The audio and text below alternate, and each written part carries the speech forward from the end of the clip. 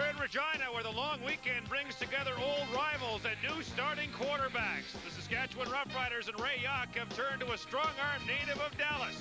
Warren Jones will be at the controls for the Green Riders this afternoon.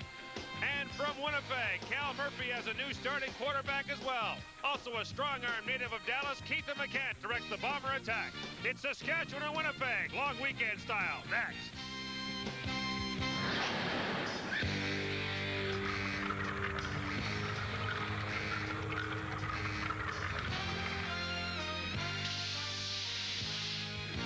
Saskatchewan's ground game is led by former Iowa Hawkeye Mike Saunders. Last week, 3 touchdowns against the Ottawa Roughriders. Saunders is on pace for his first 1,000-yard rushing season. Throw in his pass-catching abilities, and you've got one of the CFL's most complete running backs. You know, I think just confidence. You know, everyone's coming off the ball well. The line is really coming off the ball well and making the holes, and you know, obviously that's what you need when you run the ball. Winnipeg's running game is led by former Iowa State Cyclone Blaze Bryant. Last week, 2 touchdowns against the Sacramento Gold Miners. Bryant joined the Bombers with big shoes to fill, taking over for 2-time CFL rushing champion Mike Richardson. But the Bombers haven't missed a beat. It's really important that they gave me, you know, confidence, that they had the confidence in me, that they were going to say, hey, Blaze Bryant can take it through the season, and we don't need our 2-year losing streak. Today, 2 backs from the American Midwest hook up on the Canadian Prairie on the CFL Live.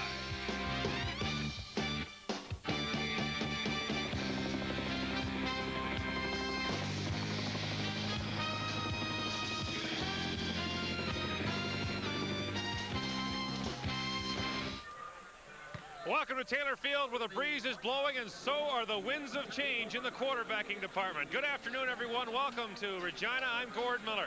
2 quarterbacks get starts for the first time this season for different reasons. Warren Jones goes for Saskatchewan because Tom Burgess has been injured. Keithan McCant goes for Winnipeg because Matt Dunnigan and Sammy Garza have been injured. McCant goes perhaps before he's ready.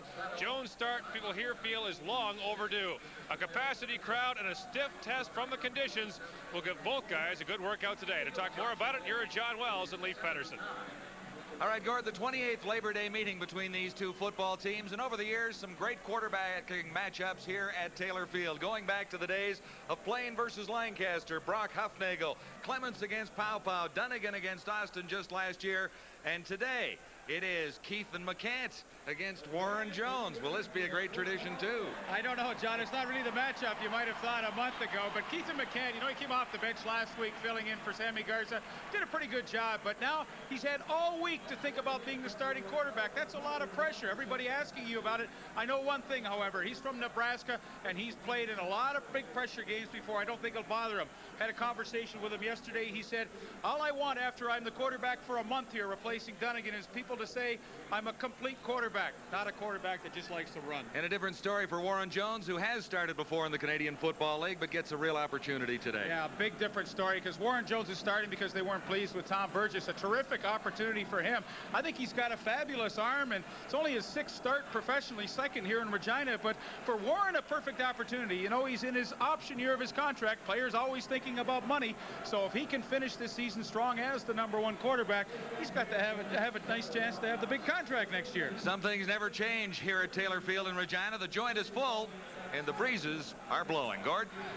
Yeah, the breeze is distinctly blowing, John, and last year a classic finish of this football game. Troy Westwood won it for the Bombers in the last play of the game. Regina 4-0 at home this year, 0-4 on the road. This crowd at Taylor Field makes it tough for everyone. We're set for the opening kickoff, guys.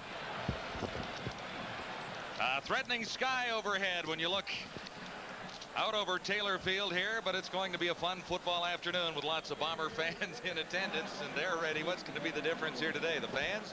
Well, I think the fans are going to help Winnipeg. They always have a big following that comes and joins them. But, John, I really think the difference in this game could be Dave Ridgway. Traditionally, the Labor Day games are close, hard-fought battles, and, well, I think, you know, if it comes right down to the end, Ridgway, who's 21 of 26 coming into this game in field goals, could be the difference in our ball game this afternoon. To begin things off, the Winnipeg Blue Bombers will be going into a rather gusty breeze, gusting to 52. It's currently at 37 kilometers per hour. And Westwood is ready to get the football afternoon underway.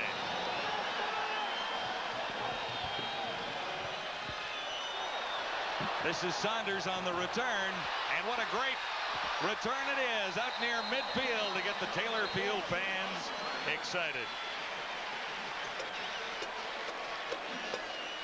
Today's starting lineups as we get set to get this underway. Leading off for the Saskatchewan Roughriders for Speedy Autoglass, Warren Jones. Had a good week last week, and there are the numbers for him on the season. John, I sure like his size at 6'2", 200 pounds, and he is a thrower. He likes to have the 5-pack offense in, which they will start the game with, and well, he likes to get rid of that ball quickly too. And on target for Thompson on the first play. He's across midfield. Sampson made the tackle. Starting lineups brought to you by Speedy Autoglass. Don't take a chance. Take your Autoglass repair and replacement to Speedy Autoglass. Jones, the quarterback. Daniels and Mike Saunders to run the football for the Roughriders. The outside receivers are Thompson and Narcisse. Two great ones there. Inside, Dan Farthing and Mr. Record holder Ray Elgard. And as offensive line, every time you play Winnipeg, you know you'll have your hands full with all the stunts and the blitzes they give you, so this group's going to have a good afternoon. Gain of 3. This is 2nd and 7. Jones gets a charge and eludes it, looking deep far side. And Ulmer was the intended receiver as the Roughriders had their 5-pack of receivers in. Bobby Evans was covering on Terrell Ulmer, number 2. Ray Yach has coached on both sides of this Labor Day Classic. Former Blue Bomber head coach. Now in his first year as the head man for the Saskatchewan Roughriders. I think he knows his team has to get off to a good start against Winnipeg. You have the wind at your back, and sometimes in the first quarter it's not always the best thing because traditionally you don't get as many plays offensively in the first quarter as you do in the other 3. So, you know, with a good field position, I'm sure he would have liked to get more on their opening series than just a quick 2 and out. Still, it's decent with the good return by Saunders, and the Bombers will have to start deep unless they get a good return here. Thomas, number 27, forced out after a 7-yard return by Ray Elgard. The punt traveled 43 yards. Keithan McCann, his first ever pro start for the Winnipeg Blue Bombers, hitting on 66.7% of his passes when he has had a chance to play, which was really last week. John, I talked to Mike Kelly, the offensive coordinator of the Bombers, and I said, what do you like most about Keithan McCann? And, you know, I thought he'd say, well, his running ability or his great arm. He said, boy, Leaf, what I've liked all week is his youthful enthusiasm. You know, normal things that we take for granted. He was really excited about it. Maybe that'll transcend to the rest of the players on this offense, that youthful excitement. McCann and the Bombers start at the 17. This is Blaze Bryant, and there's not much running room. The ball appears to have squirted loose, and the Roughriders have recovered. Celebration down there. Gary Lewis had his hands on the football.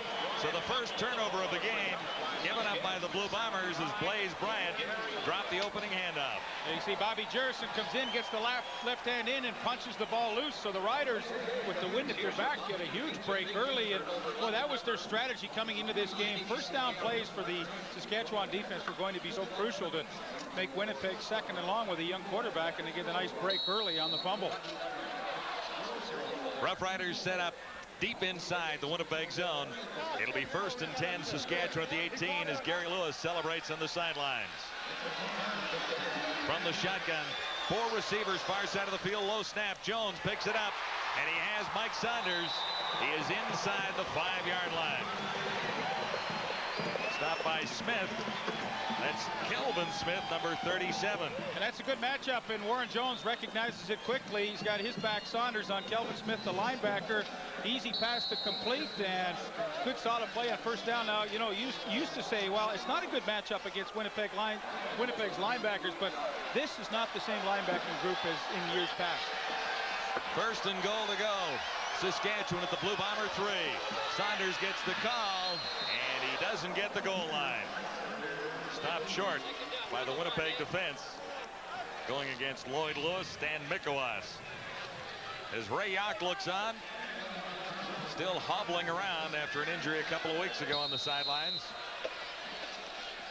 Brett Clark, 58 initially, and Mikowicz from the nose tackle make the play there. But you know what you love to do as an offense is to get the turnover and take advantage of it early.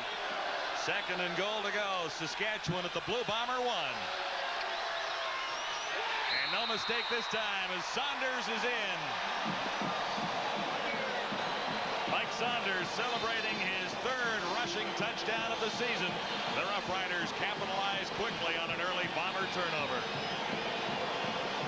Well, John, we featured Mike Saunders in our opening as he would be an integral part of this offense this afternoon. 1 reception, a couple of rushing plays, and Saskatchewan has their first touchdown of the ball game. Take advantage of the turnover. Good hard running, and Mike Anderson, the center, really did a heck of a job on Stan Mikowicz, the nose tackle, and that was the reason why Saunders got into the end zone so easily. Ridgway is ready. And it's 7-0 Saskatchewan. Penalty marker is down on the line of scrimmage. We'll check out the infraction. John, let's check the touchdown. I mentioned Mike Anderson, the center, and it's really his block here. You see him here.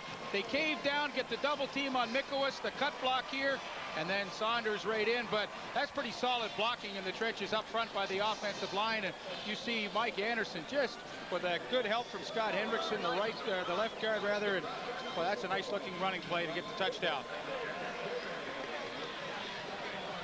Convert will stand. Bombers offside. So the Saskatchewan Roughriders have the 7-0 lead early.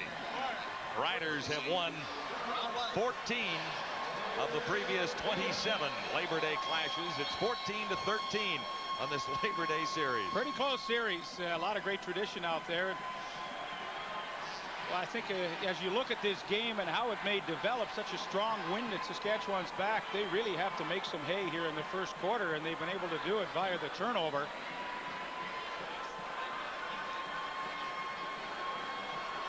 .36 to go in the opening quarter, and the Roughriders make quick work of the turnover. Just 3 plays to hit the end zone from 18 yards out.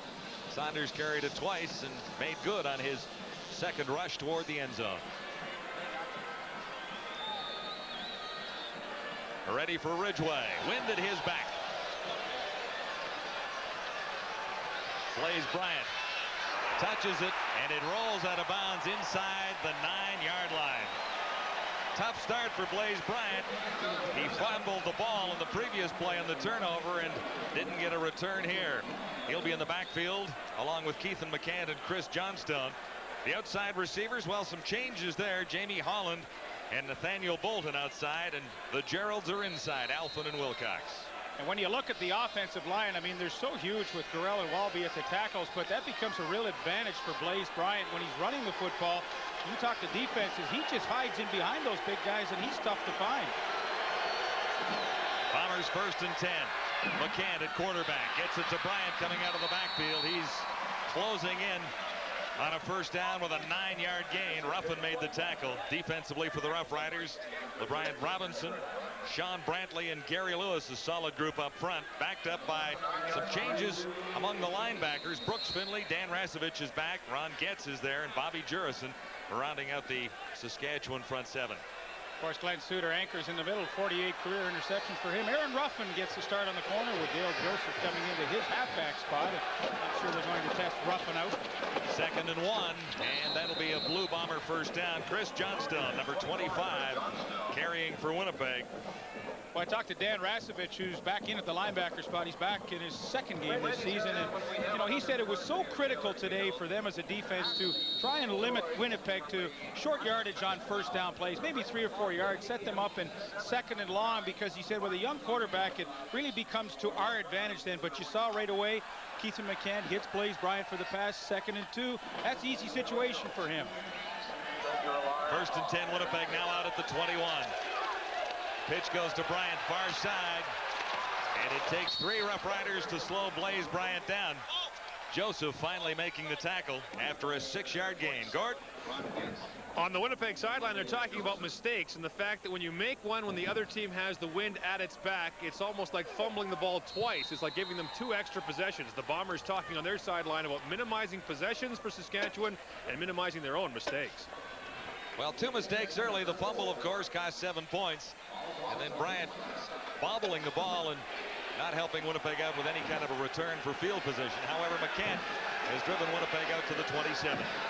Here he is now on second down, and on target again. Another Winnipeg first down out at the 40-yard line as Gerald Wilcox has his first catch of the afternoon. McCann is looking rather poised out there under, I would think, incredible pressure. Well, what Mike Kelly said is all week they worked on for him to hang in and be patient. Let the patterns develop. Now, he lets that one develop. You see, as Wilcox gets in behind Rasevich, the linebacker, that's when the ball has to be in the air, and McCann was patient. He let the ball go just at the perfect time, and Wilcox gets the catch. I do, however, think that Saskatchewan's halfbacks, Joseph and Drawhorn, have to play this win pretty smart. I don't think McCann's going to go deep, and I think they can afford to come up and play Alphen and Wilcox, who are the big threats, really tight here in the first quarter, because I don't think McCann can go over the top. A Winnipeg first down at the 40-yard line. McCann has Holland wide open, and he can't get away from the first Saskatchewan tackler on the scene, Anthony Drawhorn. The gain is 6 yards. Jamie Holland, a 6-year NFL veteran, came to the Winnipeg Blue Bombers, and boy, were they glad to get him when David Williams went down with the Achilles injury. He's got lots of experience. That's only his 19th catch, but I mean, he's a dependable guy. He's a good target at 6'1", easy for a young quarterback to find. But well, I'm kind of shocked at Regina's defense. That was the softest zone I've ever seen, and boy, you can't forget about this win. I mean, McCann can't throw it more than 40 yards downfield, I don't think, right now.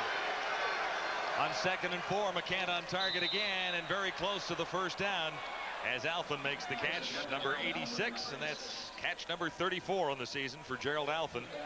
Gain of 3 yards. He really needed 4, so the spot is going to be rather important here. It looks like they'll be just a bit short of the first down.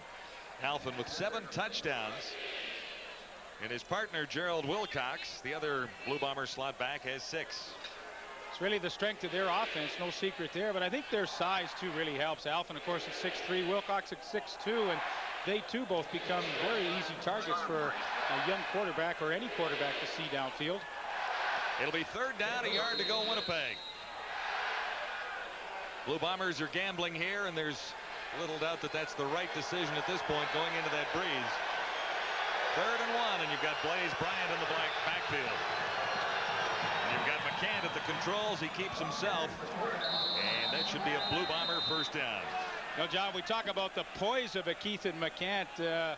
Last week in a 3rd down gamble, he threw the ball, and Kel Murphy said, well, it was good that he completed it, obviously to keep the drive going, but I think everybody on the sidelines was shocked at you know, what he wanted to do in a 3rd down situation, not take the easy way out and run it. He ended up throwing the ball, so he's got a lot of confidence, this young guy. Doesn't border on cocky. He's confident, and what he wants more than anything else is to be a complete quarterback that is able to read defenses and take advantage of them, rather than just everybody perceiving him as a guy that likes to run around a lot. It was closer than I thought, Leif. They did measure, but it is in fact a Blue Bomber first down. 7:45 to go in the opening quarter at Taylor Field. The Labor Day Classic is underway, and the Roughriders have the lead, 7-0. 8th play of this Blue Bomber drive. McCann going a little deeper this time, and he had Alphen. He wasn't far off the mark, but Suter had moved over to help coverage with Anthony Drawhorn. And that's why Glenn Suter is an all-Canadian middle safety. He has the perfect range, and he's a situational player. He knows the wind. He knows that that ball is going to hang up a little bit, and Drawhorn knows he's got help in the middle. See how he takes away the outside, because he knows his buddy Suter's coming across, and in fact, Suter had a good shot to make the interception there. But, I mean, that's good situational defense, where Drawhorn takes away the outside because he knows he's got help from his buddy Glenn Suter. That was the first incomplete pass for the Bomber quarterback. Now he is on target to Johnstone. This will be a first down and yards to spare. Ethan McCann to Chris Johnstone, and Rasevich finally overmake the tackle. Good solid play here for Winnipeg. Yeah, John, all week you look at matchups, and can we get a defense vulnerable? Here's Bryant here. Here's Rasevich here. You like that matchup? Clear out, and watch Rasevich. There's no way he's going to be able to stay with Bryant from that far inside, and that's a defense that if they get stuck in this too many times, they're going to get killed. Chris Johnstone has 23 yards on that pickup, and the Bombers are set up just outside the Saskatchewan 35. Again, under the cover, and Johnstone, the intended receiver, And McCants just took a little something off that one, and he had his man, but he didn't get it there. John, I believe I called Chris Johnstone plays Brian on that last play we illustrated, but you know, he's kind of the secret weapon in this whole offense. Only 13 catches after that last one he made coming into this game, and of course with so many other offensive talents around him, the fullback kind of gets lost in the shuffle sometime. But boy, since he has come over from Edmonton, what an addition, and he's really solidified the pass protection on this team. He really is a secret weapon. He's only touched the ball 20 times coming into this game, and already 2 tonight. Here's Alpham with another Winnipeg first down. Finley and Joseph in on the tackle, and Keithan McCann has really engineered an impressive drive here. He's going to get some points out of it, I'm sure. And whether it's 3 or 7, it has been impressive because he started way back inside the Bomber zone. And John, what's impressed me as much as anything is his willingness to hang on to the football until the pattern develops. That took a little longer because Alpham got bumped at the line of scrimmage, but there he's holding. Now he pulls the trigger. He's willing to take the hit, but that's some real savvy back there. 1st and 10 Blue Bombers. McCann hands off to Blaze Bryant. Ball carriers 21. Lewis made the tackle, number 79. 3-yard gain for Bryant. And this has been an impressive drive. It began at the 9-yard line. 12 plays later, they're 80 yards upfield.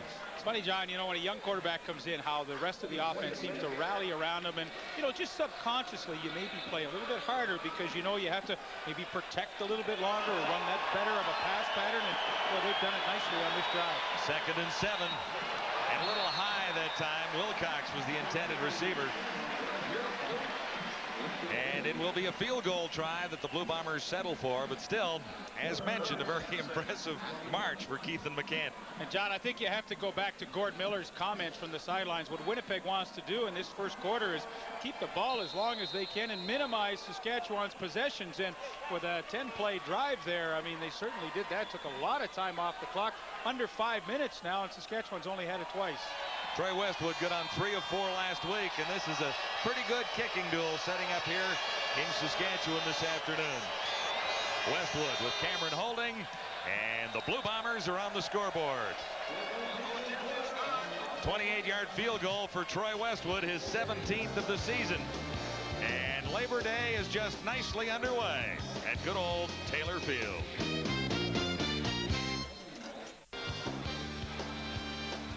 Well, it's a perfect afternoon for it.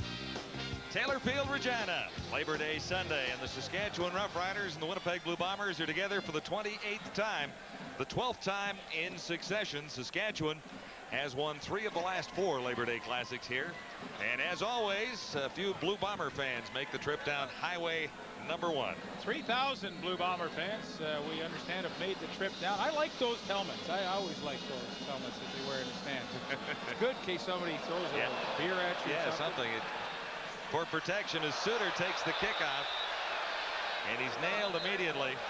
Short kickoff out around the 45-yard line. Suter held on. Donald Smith, I should say, was in on the tackle on the Saskatchewan safety. John, I'd like to go back to that Keithan McCann drive that he put together. You know, 14 plays on that drive. They get 3 points out of it. More importantly, they took 6:52 off the clock into the win. My goodness. Is that production? Absolutely. They get 3 points. And it's a 7-3 ball game. Saskatchewan, good field position again at the 45. It is Warren Jones at the controls. On first down, Ulmer makes the catch, and he's short of the first down, but he's most of the way there. 7 yards the gain. Blue Bombers defense with Lewis, Mikawas, and Kelly Rush up front. And the linebacking core gradually shaping into a rather famous group with Randolph, Kelvin Smith, Greg Clark, and Del Lyles. A lot quieter than they used to be at linebacker in Winnipeg. And this is a pretty solid secondary. And now when Saskatchewan goes to the 5-pack, number 27 Norris Thomas will come in and is in as the 6th defensive back against this offensive scheme. 2nd and 3, and Saunders is stopped short of the first down. Mike Saunders averaging 4.7 yards per carry. Ran into Paul Randolph. He gets 2, so a decision for Ray Yock here. Well, I think really if it's close enough, Ray Ock has to gamble at this point. You know, you have to maximize your opportunities today with the wind, and boy, he would like it'd be nothing worse than to have another 2 and out in this situation. It becomes demoralizing for your team. I think he has to show some faith in him here and let him go get it. Well, how close are we? Not a big decision for Yak, I don't think. Well, he's just seen what Keith McCann did into the wind with almost 7 minutes of possession, so he can't give it back in a hurry. I don't think so. It'll be third down. Less than a yard to go. Saskatchewan Roughriders.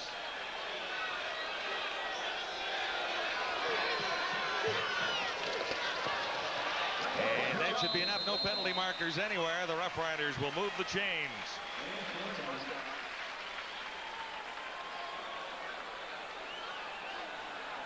Saunders a little incensed down there, chatting things over with Greg Clark. Nothing comes of that. Ray Yak and Cal Murphy head to head, and they've done this a time or two. Murphy is closing in on Yak, but Yak has 115 CFL victories compared to 73 for Cal Murphy. Murphy wins the Grey Cup Derby, however, with 3 compared to Yak's 1.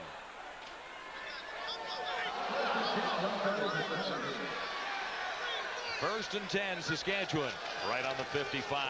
Little handoff to Saunders, and he has a big hole. Mike Saunders down the sidelines, and Sampson is there to force him out. 35 yards for Mike Saunders, who had a great week last week.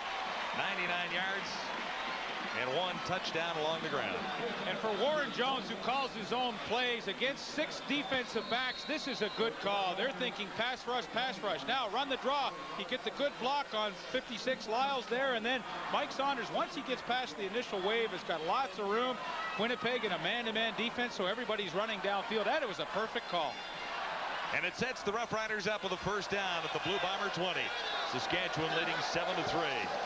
Jones shotgun, and he unloads in a hurry, looking for Ray Elgard, and there was a little miscommunication there. Jones looked to Elgard, and that was his only thought. Did you hear Ray? He had Ray. He had Ray. He just threw it behind him. Well, last week, Elgard had 6 for 127 yards, and I don't think it's any coincidence. When he has a big game, Saskatchewan usually wins. Earlier in the year against Calgary in the opener, he had 7 for 128. They won that game. When he's involved, they stand a good chance to come out as a winner. Second and 10, Saskatchewan, Blue Bomber 20. Here's Jones taking off himself. He has the end zone in front of him. He's brought down at the 5, but there's a penalty marker down. Greg Clark makes the tackle, 15 yards the gain, and we'll wait for the decision. It is offside, the early indication against the Bombers, so Jones' 15-yard gain will stand. Offside, number 56, Winnipeg, penalties decline, first down. A couple of tough plays back-to-back for Del Lyles. Well, it's again a good call. It's the draw play. He doesn't use Saunders. He uses himself, and he's got Chris Burns coming around the corner. But, you know, I think he's really keeping Winnipeg's defense off balance. Some pretty smart play calling by Warren Jones. Got the big wind at his back. Everybody's thinking throw, throw, throw. So I crossed them up. I get just past that pass rush, and I've got good running yards. I think it's excellent play calling right now. Elmer's in as the 5th receiver. Everyone to the far side. And here's Jones looking to the end zone near side. Touchdown. There's Don Narcisse. And that is his 5th touchdown of the year. And Leaf, 118 games now with at least 1 catch for Don Narcisse.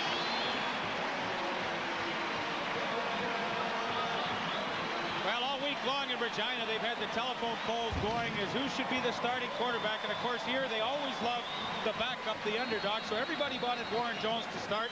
He gets his opportunity, and this is as nice a drive as you're going to see all year. And when he rolls out, he's got easy vision to find Narcisse. Kim Phillips, 26, with his hands on his hips, saying, hey, I just couldn't stay with him. And that's a pretty good move there. That's probably a better move than the one he made to get open. You got to believe that Narcisse will be involved today because he and Warren Jones, pretty good pals off the field as well. So Jones will get a chance to pay back on Narcisse for driving him to the ballpark for the last couple of years. It's 14-3, Saskatchewan. Field where the Winnipeg Blue Bombers are 1 minute and 10 seconds away from getting the ball back. That's the good news. The bad news for them, the wind's kind of died down. I've heard of home field advantage, but adjusting the weather conditions, that's something. Saskatchewan Roughriders have engineered 2 touchdown drives. The last one covered 65 yards in a time of 3:34. Narcisse on the receiving end of a Warren Jones touchdown toss, his 4th of the season. And John, the way they did it was so impressive to me. Those 2 draw plays were perfect calls, and then Don Narcisse, who runs probably as good a pattern as anybody in the league. He's very precise, and sometimes being here in Regina, he doesn't get the recognition nationally that I think he's due. This is Blaise Boyko on the return, not Blaise Boyko. It is Alan Boyko, not to be confused with Blaise Bryant. And twin brother Bruce Boyko is in the Saskatchewan lineup today. You know, the Saskatchewan defense, as they come on the field, they're thinking, hey, 1:05 to go. Our offense is clicking. Boy, if we can ever get McCant too quick and out here, we can get our offense back with some time left with the wind at their back here in the first quarter. And McCant is off to a good start. 6 of 9, 67 yards, and he engineered a field goal drive the last time he had his hands on the football. 55 seconds left in the opening quarter. Bombers set up, first down. Pitch to Bryant. And he's a hard runner. Blaise Bryant gets to the 40-yard line. Bryant's 5th receiver in the scheme of things for the Winnipeg Blue Bombers. He's caught a couple.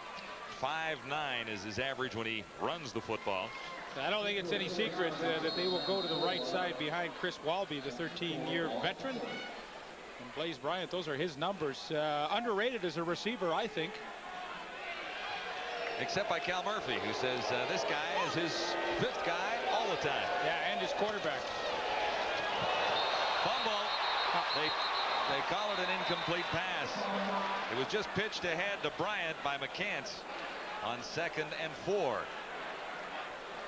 Interesting call, too, because had he been able to catch this ball, had a lot of running room. The little pitch right there forward, and as long as it's forward, that is a forward pass, so it is not a fumble. But had Bryant been able to hang on to that, the Saskatchewan defense have been completely fooled. But they get what they want, the quick 2 and out, and they still have, well, not enough time. I don't think. No. Only about 12 seconds left.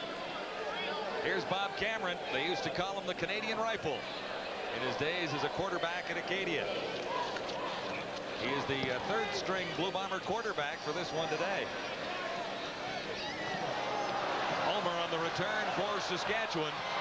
Spins away from a Blue Bomber tackler, and he is out to midfield again. The Roughriders have had outstanding field position all game long. Sangaris leading the Bomber tacklers. And that's the end of quarter 1. Plenty to cheer about for fans at Taylor Field in Regina. Like a 19-yard return there. And great field position when we come back to begin the second quarter. In the second quarter at Taylor Field in Regina, where the fans always start at a very young age here. Green really is the color of choice around town, is it not? It is the color. My goodness, all the kids wear green sweatshirts, and as you pan throughout the stands, it is a sea of green every week here at Taylor Field. Except there's a couple of little blue and gold sections in this building only this particular weekend. Yeah, that's it. Only on Labor Day. Winnipeg fans are working pretty hard on their get-ups down there, those hand-painted helmets. 1st and 10, Saskatchewan beginning at the 54 as we begin the second quarter. The Roughriders leading 14-3. Here's Jones, and he has Thompson for a first down. Jones had a pretty good option to run there and almost get the first down himself quite handily, but he picks up 14 yards on the connection with Larry Thompson. Numbers from the opening quarter in net yardage, it's dead even at 87. 2 penalties against the Blue Bombers, and the 1 turnover hurt Winnipeg early as the Bombers gave up 7 points as a result of a fumble by Blaise Bryant. First down, Saskatchewan leading 14-3.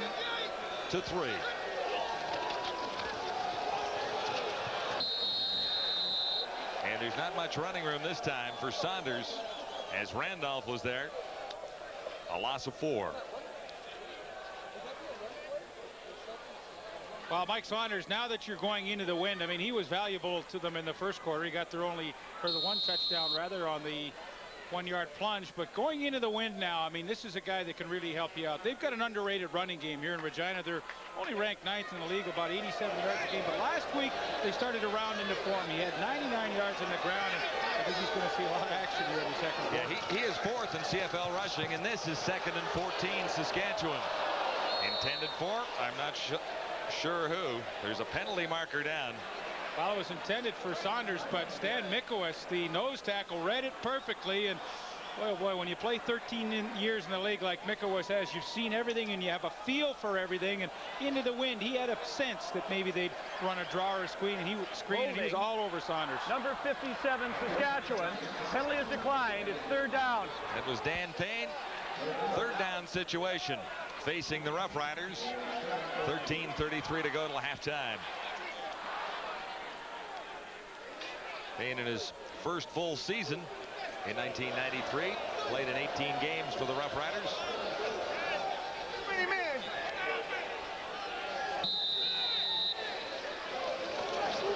Here's Matic, left-footed, into the wind, and it's a decent kick, rolling all the way into the Bomber end zone. Norris Thomas decides to give up the single point, so Matic adds to the Roughrider total with a solid left-footed kick. This is CFL Live, and this is Taylor Field, Regina. After a 50-yard Saskatchewan single, the Roughriders in front 15-3. Blue Bombers are 1st and 10, beginning at the 35-yard line. And that is Keith McCann at the controls. Blaze Bryant turns it to the outside. What a great run by Bryant. Rasevich made the tackle, number 74, Saskatchewan. Bryant has better than 10 yards, and the Blue Bombers are on the move again. And really the key for Bryant is his fullback, Chris Johnstone, who gets a good initial block on Bobby Juris, and that allows Bryant to break it to the outside. That play was supposed to go off tackle, but he's got such good speed and strength. He just breaks it to the outside, and his strength, I think, too, is underrated. You know, he's 6 foot, 206 pounds, strong upper body, and as Rasevich told me before the game, he's a Saskatchewan linebacker. He's tough to bring down. 1st down as McCann looks to the far side, wide open, and he dropped the ball. Alphen was the intended receiver. He had it, no one around, and he couldn't make the catch. And usually the toughest throw for a quarterback is running to his left and trying to throw back against the grain, and Keithan McCant does it brilliantly here. And boy, Alphen runs the perfect pattern, finds the open hole in the zone. Only one problem. Yeah, he couldn't catch it, and this is a ball you really have to hang on. They have to take advantage of the wind now and fight their way back into this game. They're down by 12. 12:25 to go till halftime. Nothing wrong with the throw from Keithan McCant. Now McCant faces 2nd and 10. 48-yard line. Rolling to his left, and he's right back and on target this time. Drawhorn was covering, and Alphen, no mistake this time. Well, you know, maybe the play was designed to go to Alphen, but you'd like to think that Keithan McCant said, hey, I'm going to come right back to this guy and make sure his confidence level stays up. Good pattern, slight push off by Alphen, but McCant right on target again. And I think, you know, as we saw last week, he's got an extremely strong arm. And what I like is that's twice in a row he's gone to his left, the weaker side, and made 2 perfect strikes. A 14-yard gain for Gerald Alphen, and that sets the Bombers up at the Saskatchewan 48s. Blaze Bryant gets the call. Bryant broke 1 tackle and is better than halfway to the 1st down with a 6-yard gain there. And John, this is the look that the Winnipeg offense gives defenses fits with around the league. You've just had 2 rollouts by McCant. There again the rollout, but this time he hands off to Blaze Bryant. That big offensive line gets that surge downfield, and you know, you're giving a defense the same look, but you're running 2 different plays, and it's tough to react to it. 2nd and 4. Winnipeg at the Saskatchewan 42. McCant straight back. Man open for a moment. Alphen, the intended receiver. Drawhorn won that showdown. Number 7, Saskatchewan. That's words for the guy he was covering. Well, he's one of the more vocal halfbacks in the league, no question about it. He was an alternating with Ottawa. And you look at key acquisitions that Saskatchewan's made. I think Ron Getz and Drawhorn were the biggest ones on defense. But, you know, it's a little different this time. Remember the last time Drawhorn had help? Now he knows he doesn't. So he knows he has to be more aggressive to the football there, and he comes up over the top. And knocks it away. But that's a guy that really knows the situation. Hey, I don't have middle help this time. I've got to make the play myself. Here's Troy Westwood, good on 1 of 1 so far this afternoon. This from 49. Up. And he's wide. Single point conceded by Brown. Wind kind of carried that one on Troy Westwood, who's 1 for 2 and has all of the Winnipeg points on the board. It's 15-4, Saskatchewan in the lead. Labor Day weekend, Regina.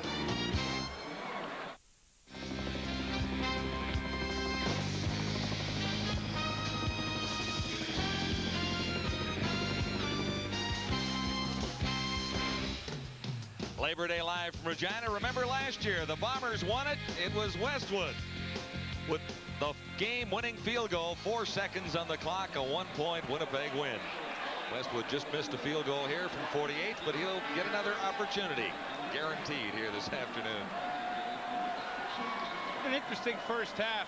Keith McCant, this is on-the-job training. Quarterback for a month. Matt Dunnigan, I had a chat with him yesterday. He will be back 1st of October, so Keith McCant gets to probably start 4 games and work on developing his career. He's looked very confident so far, in spite of the fact the Bombers have only 4 points on the scoreboard. 1 very solid drive. Second time he got his hands on the football. John, you look at Warren Jones and what he might do now traveling into the win. This is their second possession here in the second quarter. I talked to him about it before the game. He said, look, I know the inside halfbacks of Winnipeg, Bobby Evans and Daryl Sampson, like to really play my inside guys tight. So into the wind, I think I'm going to have to work out to the wide receivers, Don Narcisse and Larry Thompson, a little bit more. And he may have to get Ray Elgard involved in this offense a little bit more as well. Elgard hasn't caught a pass yet. High snap to Jones on first down. He unloads in a hurry. Thompson was the intended receiver, and it's picked off by Donald Smith, number 19. 4th interception of the season for Smith. And was wind the predominant factor in the fact that that one didn't make it to its intended target? Well, the factor was Donald Smith just had superb coverage on Larry Thompson. He was up and bump and run, and usually that's an indication that you can go over the top of it, but Smith just took off and ran at the snap of the ball, and in fact he became the true receiver in this pattern. Thompson couldn't catch up to him and try and break it away, but I think Warren Jones might tell you, hey, I aired that thing out as far as I can and into the wind. If we weren't going to get a first down, that's not too bad. It's just like a punt. Second turnover of the game. The one by the Blue Bombers was a lot more costly. It was at the Winnipeg end of the field. Oh my gosh, what a great catch. How did Gerald Wilcox hang on? 18 yards. I'm going to tell you one thing. Dale Joseph's doing all the talking here, but who should do the talking is Gerald Wilcox, the way he hung on to this football. Watch the timing here. He's exposed, he makes the catch, and now he is drilled by Joseph, but that is a major league catch right there. Clears the linebacker, and again, McCant patient enough to let this pattern develop, and yeah, you might say he hung the receiver out a little bit, but nevertheless, he put it in the perfect spot. Bombers now out at the 45 with a first down. McCant for Bryant. Well read by Dan Rasevich and Sean Brantley. Well, you have to like Gerald Wilcox there. Joseph gave him his best. He took it and got up and just went back to the huddle like it was nothing. And my, oh my, for Joseph, boy, excellent play for him. He can't hit a guy any harder than that, I don't think. He can. In his rookie season, Dale Joseph worked his way into the Saskatchewan secondary. Second down, 6 to go, far side. Bombers close to the first down. As Holland gets up and fights for an extra yard there. We'll see where they spot the ball. Suter was in on the tackle, and Albert Brown was there as well. Looks like a 7-yard gain, and that should move the yardsticks for the Bombers. Sure like the play selection right now of Keith McCant. You know, he knows the situation. 2nd and 7. I'll run the hitch to my wide receiver. Now, Mike Kelly will probably call 50% of the plays tonight from the press box, but McCant, of course, is in charge of the other 50%. And so far, I think he's been really on target with the plays that he has called. Both quarterbacks getting these starts today, doing a nice job with their selection. Any portion of the football, and that's enough. So if Keith McCant keeps this Bomber team rolling, Very impressive numbers already. 9 of 15 for 106 yards, but he's played with a lot of poise. Really has, and you consider the one that Alfin dropped, those numbers could have been a little bit better, but well, I don't think anybody could doubt his abilities. And boy, for Cal Murphy and the Winnipeg organization to know that they've got Dungan and Garza, now to be developing a third what looks like promising quarterback, this can only help them down the road. Bombers right on the 55-yard line with a first down. This is Chris Johnstone, and he is met by Ron Getz, number 47. The gain looks to be near 5 yards. Johnstone coming into the game had carried the ball only 8 times for 38 yards. He's been a little busier so far this afternoon. Gord? And that's of concern to the Saskatchewan defensive coaches, who are worried that their guys aren't doing a very good job stopping the run, and it's opening up the Winnipeg offense to a lot more. They mark it a gain of 4. 2nd and 6. Bombers at the Roughrider 51. McCann has that one batted down. Ron Getz got a hand on it. Getz 41 tackles on the season, 6 last week against Ottawa. And a rather important pass knockdown right there. And you look to the outside, and Ron Getz, does the next best thing. He can't get out in coverage, so he just slides right here. And when McCann's looking to try, here he comes right over the middle. Boom, the hands come up. There it is. That's quite a play, because he wanted to hit Johnstone really fast in the flat, and Getz makes a nice play there. Here's Bob Cameron with the wind, high kick, and he played it almost perfectly up near the 8-yard line. The veteran Bob Cameron, he's kicked in the prairie wind a time or two in 15 years.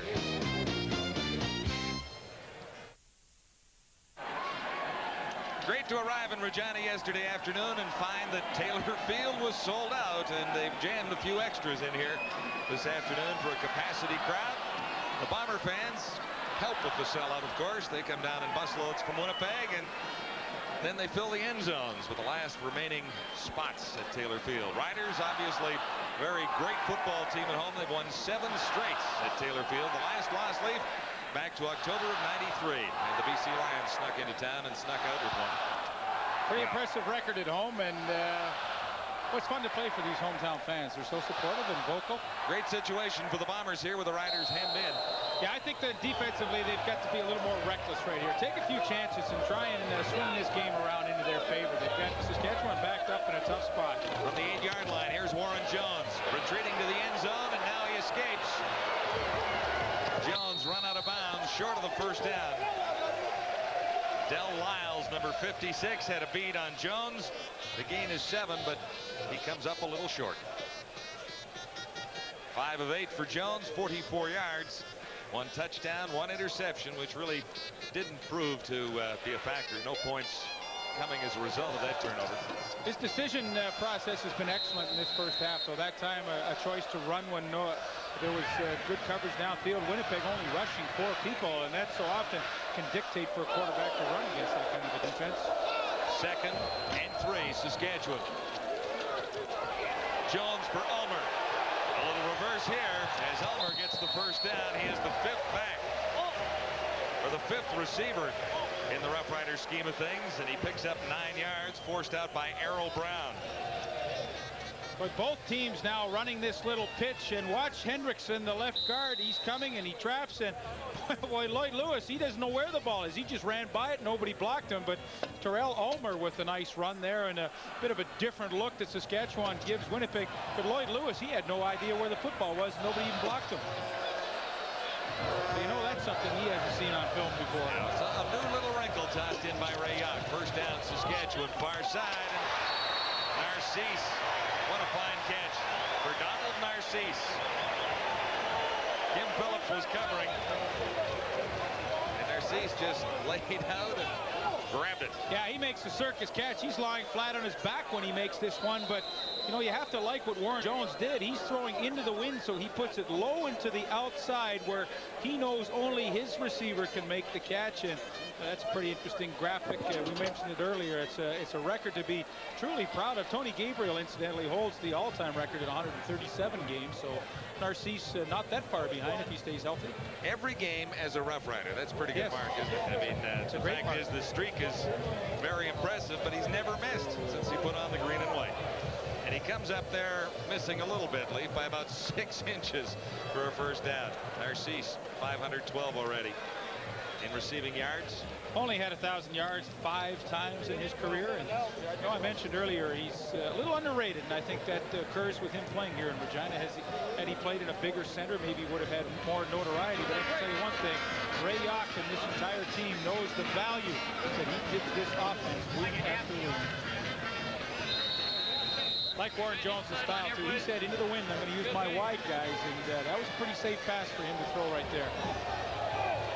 6:30 to go till halftime. The Rough Riders leading the Blue Bombers 15-4. This is second in inches, Saskatchewan. Inches. Mike Saunders has yards, and yards to spare as he's still going. All the way down to the Winnipeg 41. Mike Saunders running very effectively, 35 yards, and Norris Thomas finally got over to force him out of bounds. And here's the soft spot right here. So you get Chris Burns there, you get caved down, and then for Saunders, hey, a huge hole to run through, but that's what you always want to do. There's the soft bubble in the defense, and Saskatchewan attacks it perfectly. Greg Clark, number 58, missed the tackle here. You might catch a glimpse of that. That's why Saskatchewan's running the ball more effectively in the last few weeks. They're hitting the soft spots in the defense a lot better. Saunders has 71 yards in the afternoon. Saskatchewan first down. Saunders making the reception. Looks like about a 7-yard gain. John, it's funny. I said, you know, when we began this second quarter in Saskatchewan working into the wind, this is a guy that can really make your offense click when you're driving under pressure. This is a lot of pressure into this wind, but Mike Saunders, the good run now, the good receiving angle out of the backfield, and boy, he has become such a valuable member of this team as well. We've got a lot of contributors on this team. Larry Thompson's made some big catches for them. Yeah, nice numbers for Saunders already, rushing and receiving. And here he is again.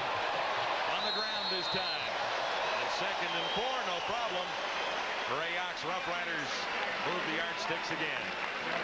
Tom Burgess on the sidelines watching. And Saunders slow to get up. I think it was just an equipment problem. I think what Saskatchewan's doing now is keeping the Winnipeg defense off balance with Jones's throws, and now they're establishing their running game, mixing it up perfectly. And of course, what that does is certainly slow down the pass rush. And for the defense, this is not the tenacious defense that we've seen in the last few years that Winnipeg has always had. The linebacking core not nearly as strong, I don't think. Getting better, but not quite as dominant as it once was. Another Saskatchewan first down. Narcisse one more time. Kim Phillips on the tackle, and Warren Jones has gone to Narcisse. And it's a Winnipeg defense that does not blitz nearly as much as it used to, and offenses around the league, they know that now, and so they're only rushing 4 people. Warren Jones has lots of time in the pocket, and Narcisse again with the precise pass pattern, working back to the football. Again, Jones throws it low into the wind, or where only his guy can make the play on it. It's a nice looking drive. From the 18, 1st and 10 for Warren Jones and the Saskatchewan Roughriders. Shotgun. This is Larry Thompson. Great speed. And Thompson takes it down near the 5. Greg Clark, the tackle. Another 12-yard gain for Saskatchewan. And John, a play that has made a huge resurgence in 1994. The wide receiver screen, and well, you get blocks from Farthing and Ray Elgard out in front of it. There's one by Elgard and Terrell Ulmer, and boy, when Larry Thompson catches it on the run going towards the line of scrimmage, only good things can happen. And Warren Jones, I'm so impressed with his selection of plays, and just totally kept the Winnipeg defense off balance on this drive. Riders now, 1st and goal to go at the 6. Low snap, Jones picks it up. Touchdown, toss. Mike Saunders.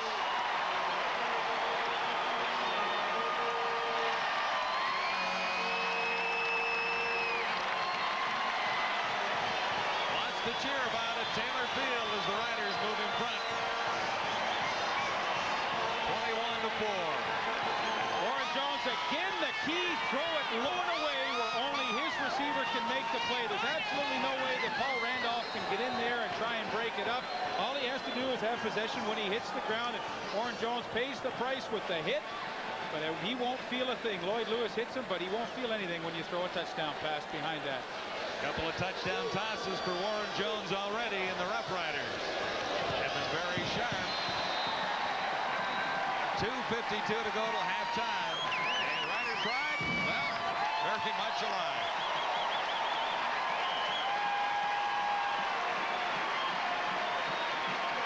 Saunders' third touchdown reception of the season. Prior to that, Don Narcisse had one. And prior to that, Saunders carried in. It is now 22-4, Saskatchewan leading Winnipeg. You know, John, Warren Jones is using the 5-pack very strategically in this game. Here is 4 quick receivers out here. That means they got to use 4 quick defensive backs to cover out there. Hey, now you don't have enough guys to cover a fast back named Mike Saunders. Here's Paul Randolph, the linebacker. You're going to see the out right there. But, I mean, the formation dictates where Warren Jones is going to go at the snap of the ball. He's thinking right away, hey, I got the matchup I want, so he just turns and delivers a bullet out there to Saunders. But, you know, it's the 5-pack formation that creates all of that, and it results in a touchdown. Here's the Rough Rider kickoff. Norris Thomas, one of the fastest guys in the Blue Bombers return units, gives Winnipeg pretty good field position. Mike Saunders has 2 touchdowns so far this afternoon. The first one along the ground, and then a 6-yard reception there to end a 102-yard Saskatchewan march. And into the wind. And Warren Jones has completed 6 for 6. You know, John, you look at that drive, and to get the formation at the end and the matchup you want, you work on it all week, and then when it happens in the game, I'm telling you, everybody feels pretty good about it. First down, McCants. Had that one tipped.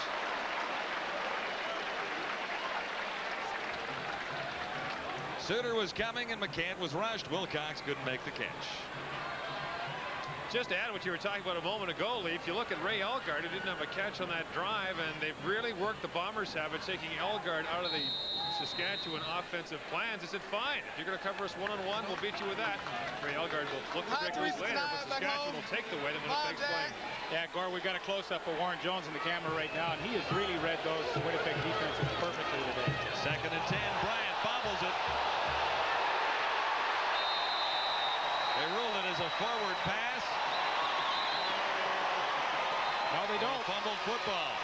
Earlier, they tried a similar play and called it a forward pass when it hit the turn. Cal Murphy hates this call. And I'm not so sure he's wrong. He's yelling, if you can read his lips, it's a shovel pass, so hopefully the referees will get together and sort this one out. And let's go back and have a look at it again. It's the same play earlier, a little fake on the draw.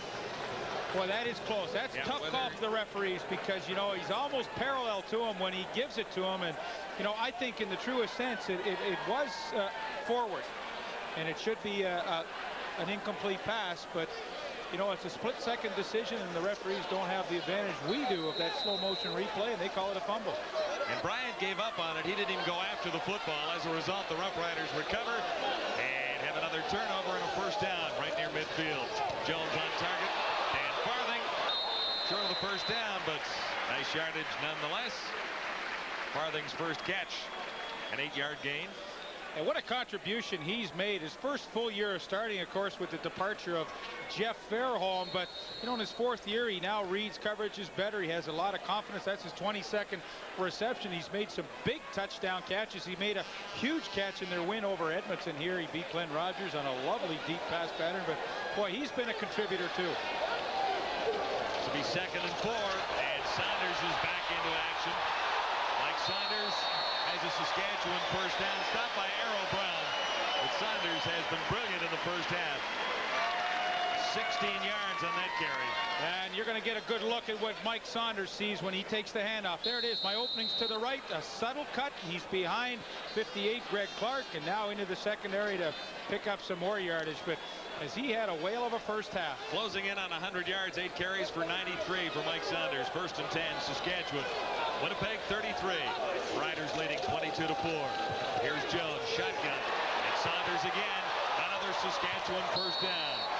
Not only running the ball, Saunders has been a solid receiver in the Roughriders offense. And again, Warren Jones, the play selection is so impressive. He invites everybody upfield. Now he dumps the screen off Saunders' head. Michelle Lamy out in front, but he chooses to run by him. It takes the hit from Kim Phillips. But, I mean, you talk about the whole array and whole arsenal being used. They've used wide receiver screens to the runbacks, off tackle, and my, oh my, they're showing Winnipeg a lot of different plays today. And the Roughriders, 3 receivers near side for a first down at the Blue Bomber 21. Shotgun again for Jones. He unloads in a hurry, and there was no one in the area. Don Narcisse might have been the closest player. There's a penalty marker down.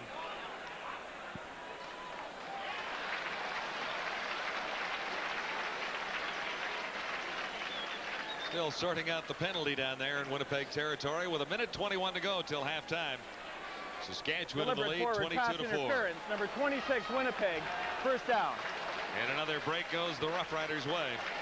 Well, I think Mike Saunders has had a good day today. My, oh my, look at these numbers. 93 on the ground, 40 through the air, and this is just one half of football that's not even complete. Last week he had 99 yards rushing against Ottawa in their win. Well on his way to an easy 100-yard effort. Yeah, that was his best rushing performance of the season last week. No doubt he'll top that today. Yeah, and I think it's very encouraging because Saskatchewan's had difficulty running the ball the last 5 years or so, but now they seem to be doing a lot better job at it. From the 11, 1st and 10, low snap. Jones gets it away for Thompson, and Thompson is inside the 5. Evans over to make the tackle. The gain is 7 yards.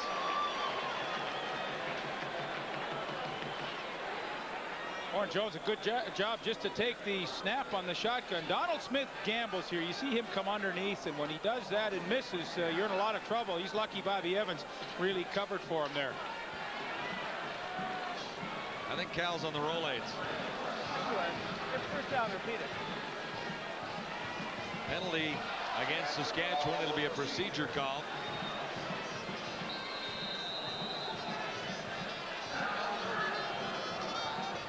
A minute 15 till halftime. And the Roughriders have been very impressive.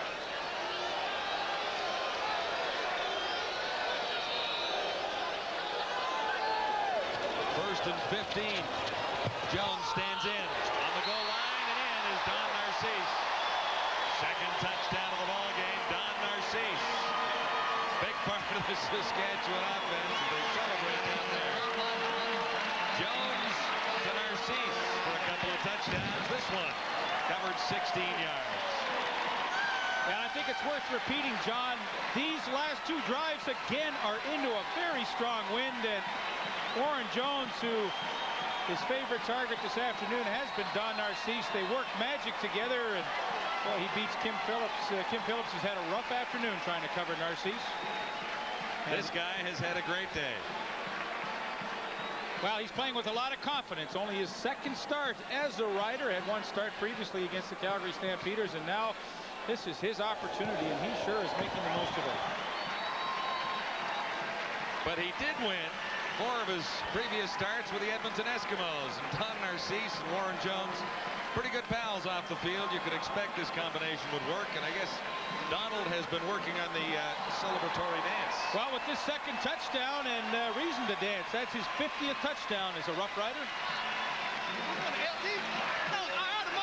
50 for Don Narcisse. That's career. But it's been a pretty good afternoon, too. 29-4, Saskatchewan leading Winnipeg.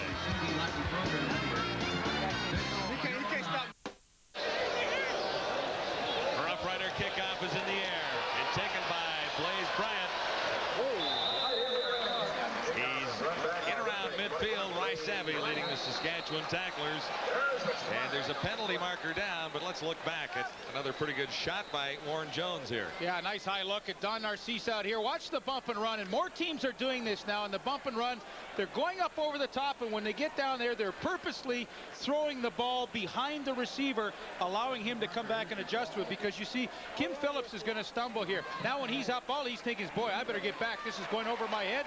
But Narcisse has stopped.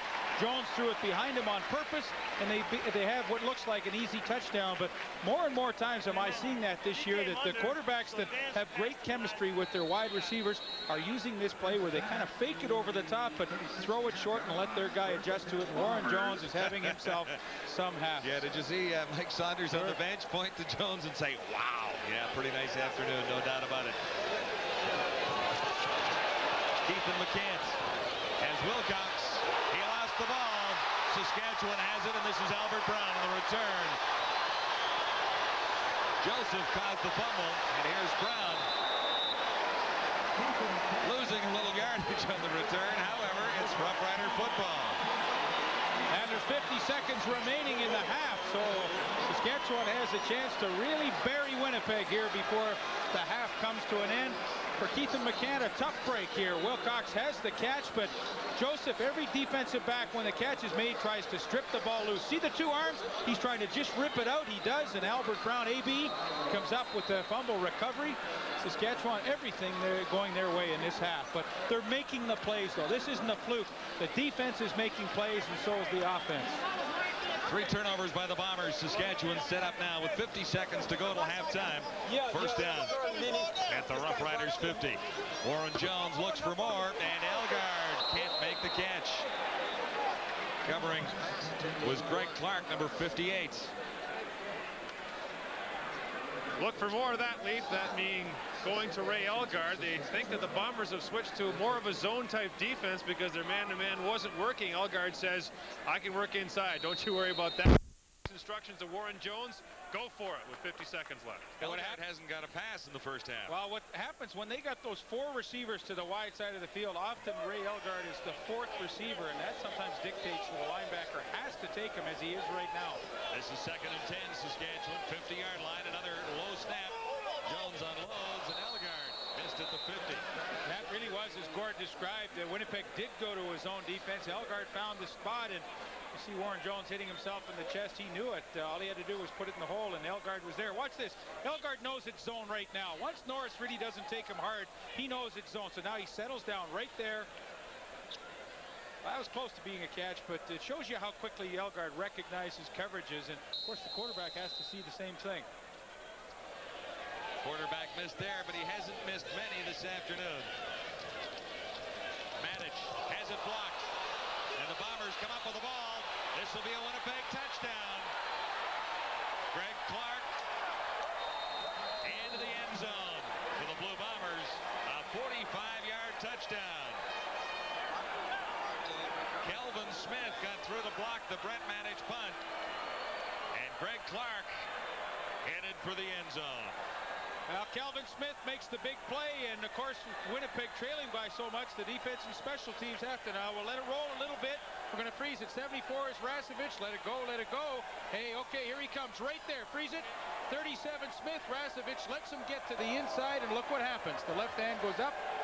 They get the block and the easy touchdown, and when you've got a team down and out, the last thing you want to have happen is a special teams touchdown, as Winnipeg got right here, but to their credit, this may give them the lift they need. I think it's exactly what the doctor ordered for the Winnipeg Blue Bombers. Greg Clark into the end zone. Actually, Jamie Holland, number 1, a speedster wide receiver, had his hand on the football for a minute, and then it ricocheted over to the lumbering Greg Clark, who took it to the end zone. Let me tell you, 29-4 at halftime is a lot different than it is right now, 29-11. That is a huge play, and Kelvin Smith, who was a linebacker at Florida State, had a neck injury in his junior year and was out of football for a few years, rehabbed really hard, and now gets his chance to play professional football, makes the key play. And when you're the up protection, you can't let a guy get to your inside. You always have to take that inside away and block him outside. But Smith got in there and made the big play on special teams. He has worked hard to get into the pros. That neck injury, they said he'd never play again. Murphy calls him an outstanding young talent. You know, was at Bethel College coaching linebackers with Cal Murphy's son Mike, and that's where he worked on rehab every day, kept coaching, and then Mike Murphy, Cal's son, got him a tryout at the free agent camp, and the story, as they say, goes on from there. And worked out well for the Bombers there. 30 seconds to go till halftime. This is Ulmer on the return for Saskatchewan, and he's got a good one going. Carroll Ulmer out near the 50-yard line, and boy, the Roughriders have had field position today. Warren Jones with an outstanding half, getting last-minute instructions from head coach Ray Yock. I don't know that he needs to be told too much. 14 of 19 for 135, 3 touchdowns. The 1 interception didn't hurt. No, it really didn't, John, and I think now it's a 49-yard line with 24 seconds to go. I think Warren Jones should be aggressive and try maybe complete 2 balls, and Ridgway with, maybe have a chance to get a kick. I don't think he should just let the clock run out here. He should go for it. Well, let's see what he does. 24 seconds. Well, he'd love to try and take some of the momentum away that Winnipeg just got back. And that was expected by the Blue Bombers, the drop play. And Saunders had nowhere to go. Randolph read it perfectly. A 4-yard loss at halftime, which is only 20 seconds away on the clock. Sports break. Gord Miller's live at the half. CFL halftime reports, and we'll have the story of the half, which could include a little Saunders, a little Narcisse, and maybe that Bomber touchdown in the dying seconds. Well, it sure has given their team some renewed vigor to try and get back into this game. 2nd and 14 now, and I think this, and he does. I was going to suggest that Jones would concede at that point, even though he had an opportunity seconds before. Solid first half for the Saskatchewan Roughriders offensively. Couple of mistakes for the Blue Bombers on offense, and the Riders head to the dressing room, led by Warren Jones with a 29-11 halftime lead. It's Labor Day weekend in Saskatchewan, and the football is fine.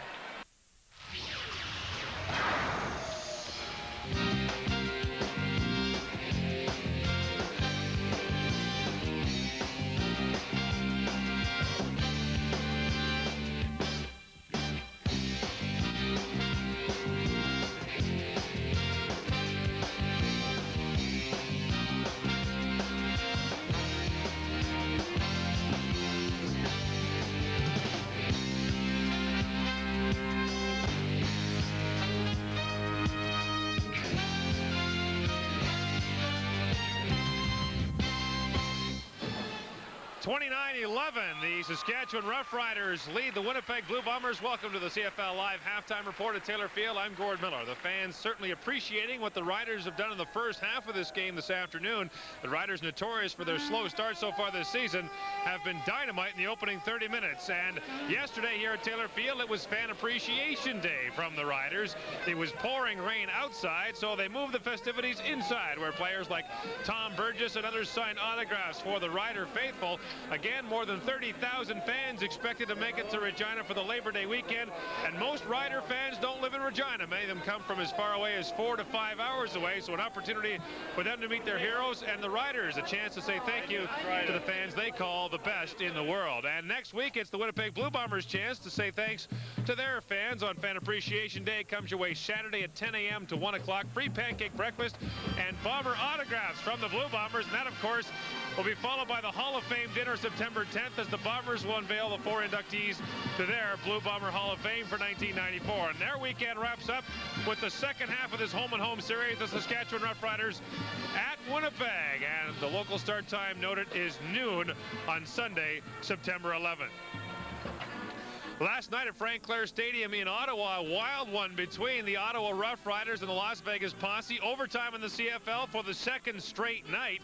And it was Ottawa that struck big time in the overtime first.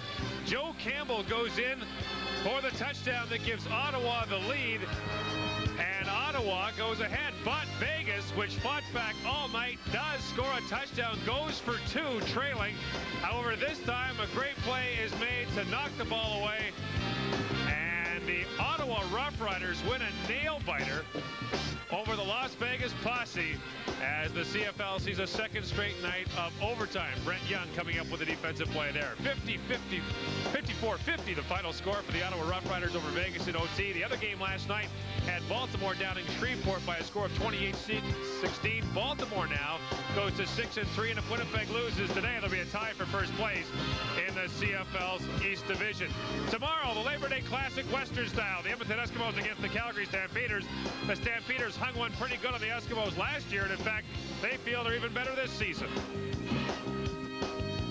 This year, the amazing thing has been the running attack, when I'm thinking from an offensive perspective, that we've been able to do the things that we haven't done well in the last 2 years. We've been doing well this year. And that's the scary thought is we've had some close games that we played, or games we won where we haven't played well, and we still won relatively easily. So we do have a good football team. We believe in that, and it's still a matter of going out and executing it. Labor Day in the East means the Argos and the Ticats from Ivor Wynne Stadium, 7 o'clock local time. The Argos have had their problems this year, but at the start of the season, Bob Abilovich could have told you they would. We knew going into the season we were going to have a young football team and a lot of major restructuring to do with our football team overall. And, you know, we're kind of living and learning as we go along as a group. And but I think the attitude and their work ethic's been a very positive thing from day one. And we don't want them to lose their togetherness and their enthusiasm and their spirit, because it's a long season. 29-11, Saskatchewan is the score here after 30 minutes. Halftime highlights of the second half kickoff coming up next on the CFL Live from Taylor Field in Regina.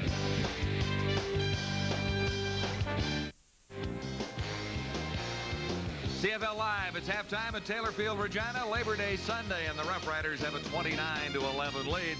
3 players for the Roughriders, the quarterback Warren Jones, Don Narcisse, and Mike Saunders. Where do you want to start?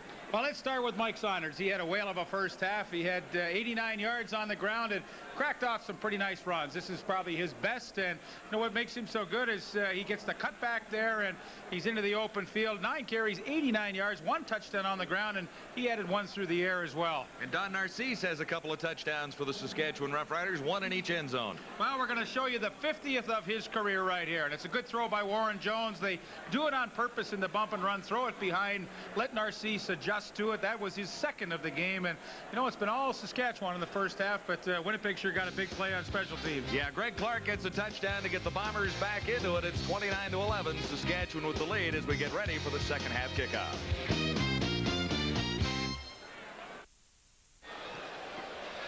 Cloudy skies over Taylor Field and Regina as we get set for the second half kickoff and the 28th renewal of the Saskatchewan-Winnipeg Labor Day Classic. Dave Ridgway ready to kick off. That means the Bombers will have the wind in the third quarter. Saskatchewan in the fourth.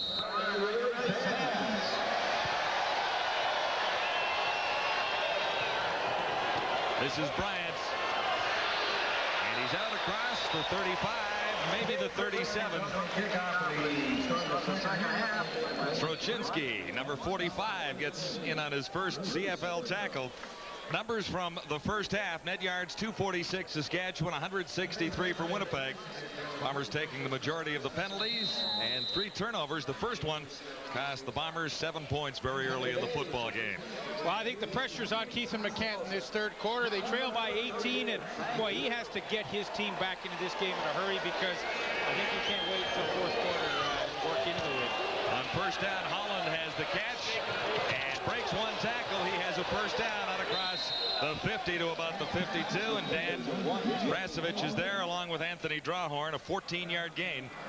And here are the numbers on the quarterbacks from the opening half. Keithan McCann, 10 of 18 for 117 yards. Not a bad debut in his professional start. 14 of 19 for Warren Jones and 135. 3 touchdowns.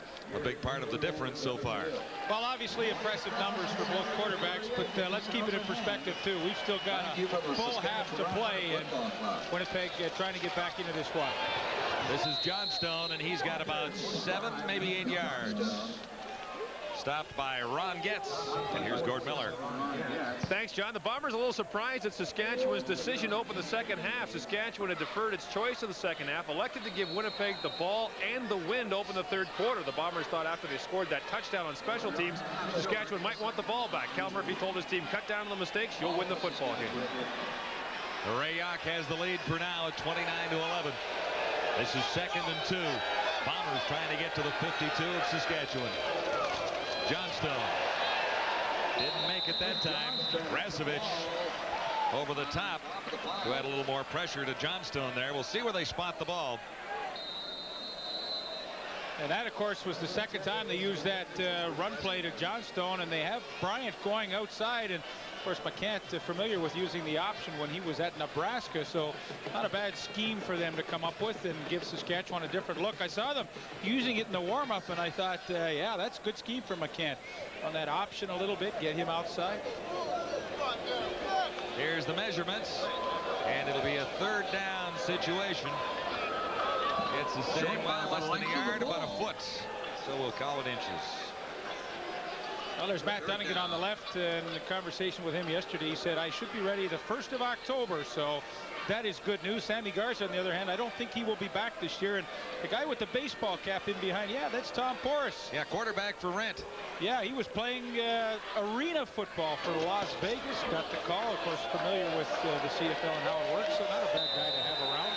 3rd and inches as the Bombers go gambling with Keith and McCant at the controls, and McCant keeps himself. He'll have the first down. No penalty markers anywhere. So this Bomber drive will continue as we are very early in the second half. 13:01 to go. He took a pretty good shot from Anthony Drawhorn right near the end of that play as his head was exposed over the line of scrimmage. Talk about the running backs in today's game. We featured them in the opening. 2 great ones, Blaze Bryant and Mike Saunders. Those are the numbers there. Saunders definitely winning the battle of the RBs today. And Saunders has been on the receiving end of 4 passes for 40 yards to add to that total. 1st and 10. Winnipeg at the 47, Saskatchewan. McCant has time, and he has his receiver, Nathaniel Bolton. Bolton should have the first down. First catch for Bolton. Bolton, his second game. Sorry, Leaf. Yeah, of course, Bolton played for the Winnipeg Blue Bombers last year in 12 games, had 42 catches, so he can get the job done. One of 18 of 20 children. My, oh my. I didn't know that. That was. You wonder why he's got speed. I'll tell you, he had to have speed at the dinner table. There he is. Had to be quick. You'd race home from school to get to the cookie jar. 18th of 20. Busy family. Of course, people might wonder, where is Alfred Jackson, who had such a terrific game when Matt Dunnigan set the single-game passing record? He is out with an ankle injury. So both starting wide receivers out this year, Williams and Jackson. Now Bolton and Jamie Holland getting their chance to play. Yeah, and both quarterbacks out of the Bombers scheme things too. Dunnigan, as you see there, and Sammy Garza, mentioned by Lee Pedersen a moment ago. Timeout on the field. There's an injury down there. We'll check it out when we return to Taylor Field, where the Roughriders lead the Bombers 29-11. Blue Bombers on a roll as they arrive at Taylor Field for Labor Day. 5 straight victories. Baltimore, Toronto, back-to-back over Ottawa, and then last week Sacramento. And that's when Keith and McCant came in relief of Sammy Garza, who had relieved Matt Dunnigan. And McCant got the job done. LeBryant Robinson is the injured Saskatchewan Roughrider who was helped to the field a moment ago. And the Roughriders have also lost Dale Joseph, who's listed as their 6th defensive back. So they'll have to make some adjustments to that defense as the Bombers are set up near the 37 with a first down.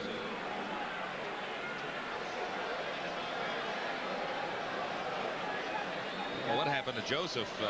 I don't know what happened to Joseph either, but this is a guy they can't afford to lose right now. They, are a little thin in their defensive backfield. Terrell Ulmer, of course, has been playing receiver today. He can play defensive back, a very versatile player, and may in fact have to go in there if Joseph has to come out. Yes, he is. I see number 2 out there on the field now. So for Ray Yawk, now the plan will change a little bit because they've had great success offensively using Ulmer in that 5-pack. But now if he has to play a lot of defense, the offensive strategies will change somewhat. And that's what the game is all about. Adjustments, changes, who does the best job of that throughout the game. So Joseph helped to the sidelines. It looks like we could see him in action later on this afternoon. So the Bombers with a first down. Saskatchewan 37. First and 10. Near side, it's Nathaniel Bolton. Far side of the field, flanked is Jamie Holland. Keith and McCant, a little fake here and throwing on the run. Far side, he's got a completion. Alphen makes the catch, but there's a penalty marker down. Looks like it could be holding against the Blue Bombers, and Alphen's 14-yard gain will be wiped out.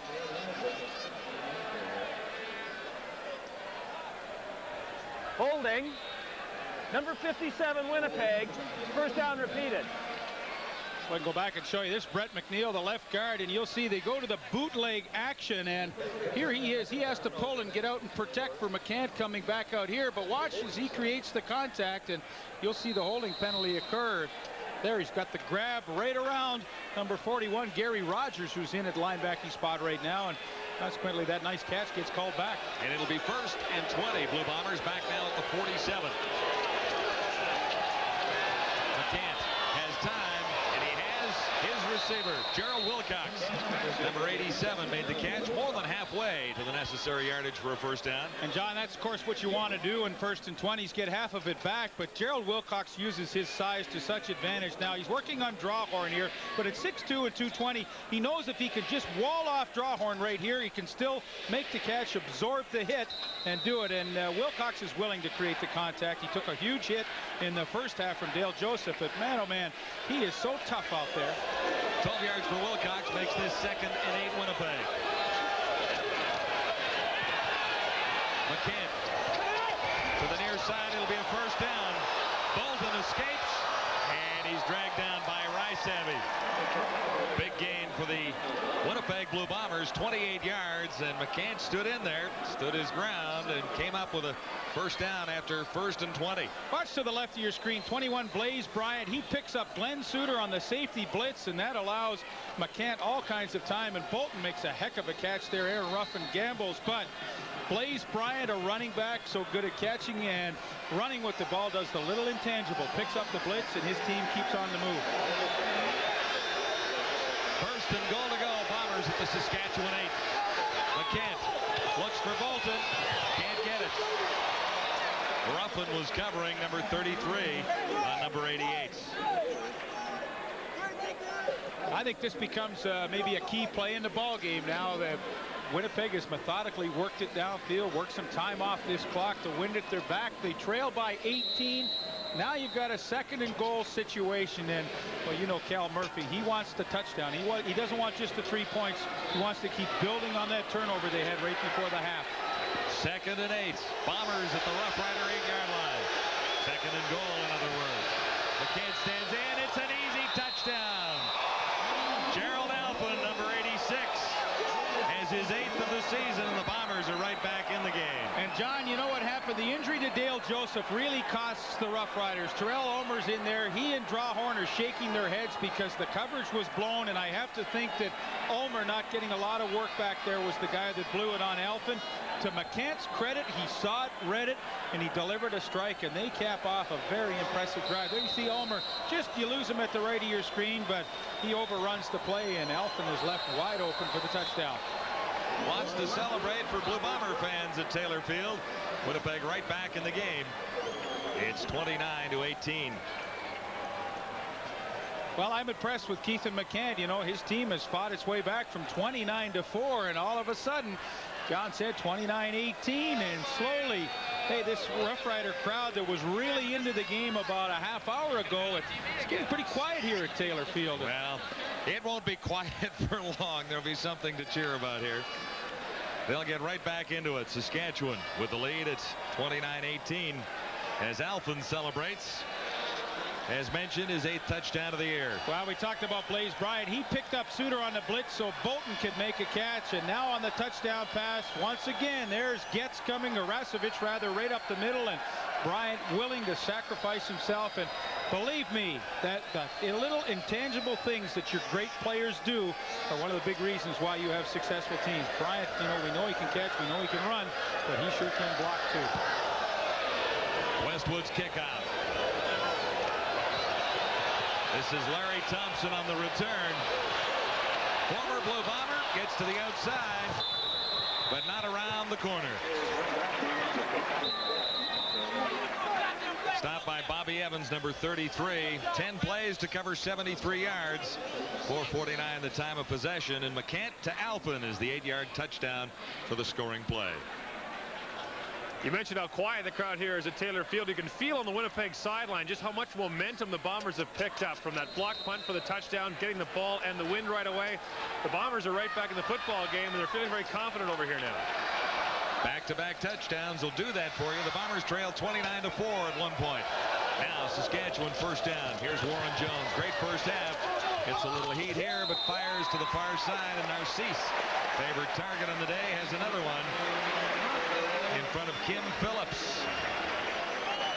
10 yards for Narcisse, and Phillips has been beaten a time or two by number 80. Yeah, and Narcisse works so hard. When you're in the bump and run, I mean, you have to work extra hard to get open. And they got the clutching, the grabbing going on. He's out of bounds, comes back in. I'm not so sure that should be a catch, but nevertheless, he works so hard to get open for his quarterback. And don't think Warren Jones doesn't file that away when the game is over. He'll say, go watch the film and say, boy, did my guy work hard to get open for me.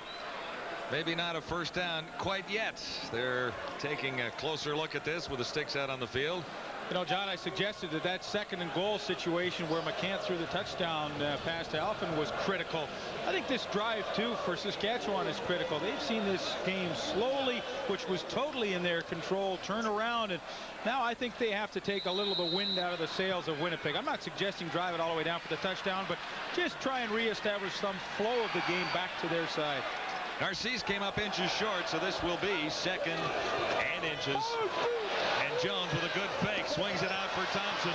It'll be a first down. Evans made the tackle, 11 yards the game. Little play action fake there that worked pretty well. Oh, I love the call on second and short. You're going into the wind. The defense is thinking, wow, they're just going to take the easy way out and run it up the gut. Here's the fake, the naked bootleg outside, and Randolph gets caught inside. And of course, Donald Smith giving Larry Thompson all kinds of room, but I love that call on second down. 8:55 to go, third quarter. Saskatchewan, 3 more first downs than Winnipeg. Shotgun Jones slips it to Saunders. He has been running hard all day and is going again. Here's Mike Saunders, brought down at about the 12. Kim Phillips finally got over to make the tackle, and Saunders has been great. 47 yards on that run. I told you they'd be right back into this thing. The fans, I mean. Well, they are with this big run, and Mike Anderson, the center, number 66, gets the block on Kelvin Smith right there.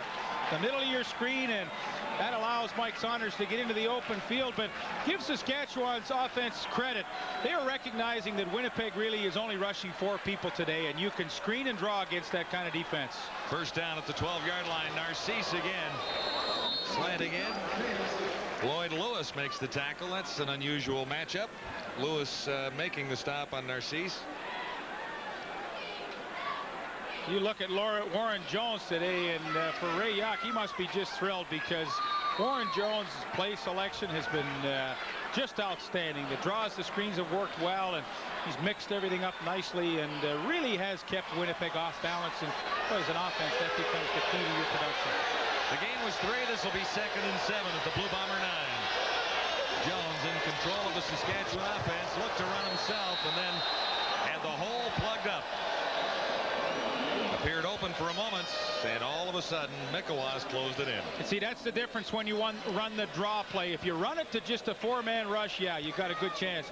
If you run it into a heavy blitz, sometimes you have no shot. Errol Brown was coming the middle safety, and well, I think Warren Jones, you know, he'd like to have that one over again, because on second and goal, when you're threatening a team, you can count on some extra heat coming. And to Winnipeg's credit, that was a long drive, but they're only going to give up 3 points, and I think they'd be happy with that. Dave Ridgway has been on holidays for the football game so far, but he'll get his opportunity here for the first field goal of the day. Little chip shot for Ridgway from 18 yards away. Great numbers again for Ridgway, hitting on 80.7% of his field goal tries. And he's good from that range. Little doubt about that. Roughriders lead it 32-18. Warren Jones has been a big part of the story. You were talking about Ray Yach a moment ago, gentlemen, and his quarterback, Warren Jones. Jones was saying one of the things he likes about his coach is that Ray Yach lets him run the offense. He's not the kind of guy who will scream and yell and make demands on the bench and call the plays. He says he's got a game plan and let the quarterback execute it. A player's coach, and that's what Warren Jones appreciates. I don't think there's any doubt that Ray Yach has been great for Saskatchewan now in his 12th year as a head coach in Canadian football, and he's made a lot of changes on this team, but as we watch them here this afternoon, a lot of very positive changes.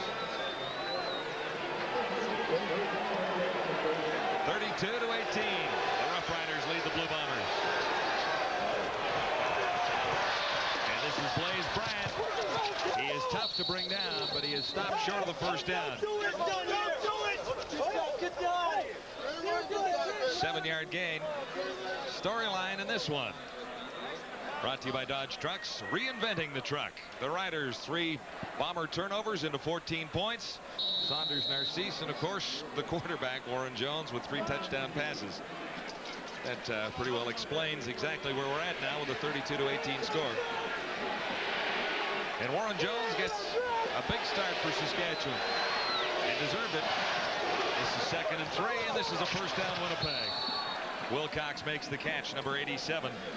And Dallas Rice-Savvy made the tackle, and it's worthy to note that he's a young fellow that was at the Hamilton camp this year, put on waivers, and now he's getting a chance to play. So strategically, they've lost Dale Joseph in the secondary. They tried Terrell Ulmer.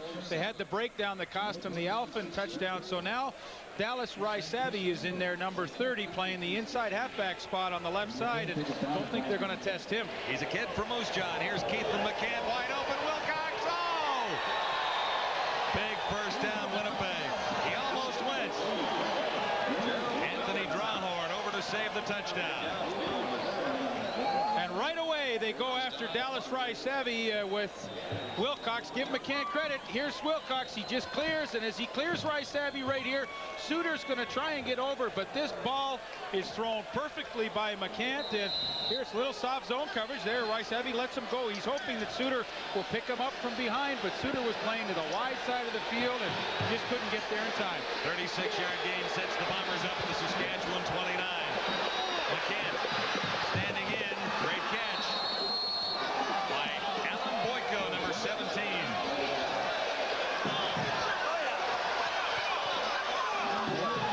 Ulmer covering on Boyko. Ruling it incomplete. I thought Boyko had it. 2nd and 10 to 23. They're arguing down there. Let's see. You get a good look at it right here. Ooh, I don't know. He faked it pretty well, though, Alan Boyko, if it did hit the ground. And McCann's saying, hey, it was a catch. Not ruled that way. It'll be 2nd and 10, Blue Bombers. McCann standing in, and he short-armed that one. Intended it for Jamie Holland. That's first per throw he's really made in this ball game. He's made some great decisions, but that time just simply underthrew Holland. Nevertheless, he still puts his team in a good position to get 3 points and answered quickly the 3 that the Saskatchewan Roughriders had put on the board. 4:28 to go, 3rd quarter. And the Roughriders will have the win in the 4th. Well, I think if anybody tuned into this game today wondering what kind of matchup we'd have between 2 quarterbacks without a great deal of playing time, you'd have to be impressed with how these 2 guys have performed. Westwood is wide. A 30-yard field goal try by Troy Westwood is wide. And, John, those are big points when your team works hard to get back in a game and you just give up 2 right there. Here's McCann. Thought he had a catch by Boyko, but the referee said no way this time. It's 32-19, Saskatchewan in the lead. Back live at Taylor Field in Regina. Labor Day Sunday continues with the Roughriders on top. And 1st and 10, Saskatchewan at the 35. Warren Jones looks deep. Saunders can't make the catch. There's a penalty marker far side, and Saunders almost looked a little offside far side of the field. Maybe Ray Elgard got an early start. Well, once again, here's Mike Saunders and Paul Randolph with that 4 receivers. He goes out and up. I mean, they don't complete it, and I think the penalty would have brought it back. But nevertheless, it's worth showing because the scheme is so good. I mean, that is a matchup that Saskatchewan can make a lot of yards with. They got a touchdown out of it earlier, and with that 4 receiver set to the wide side of the field, it puts enormous pressure on one linebacker. It was an offside Saskatchewan, making this 2nd and 10. Jones shotgun, and it's intercepted. Picked off by Bobby Evans. Evans looking to the end zone. The quarterback over to slow him down and trip up. Bobby Evans on the interception. 3rd of the season. And the Winnipeg defense comes up big one more time. 3:37 to go.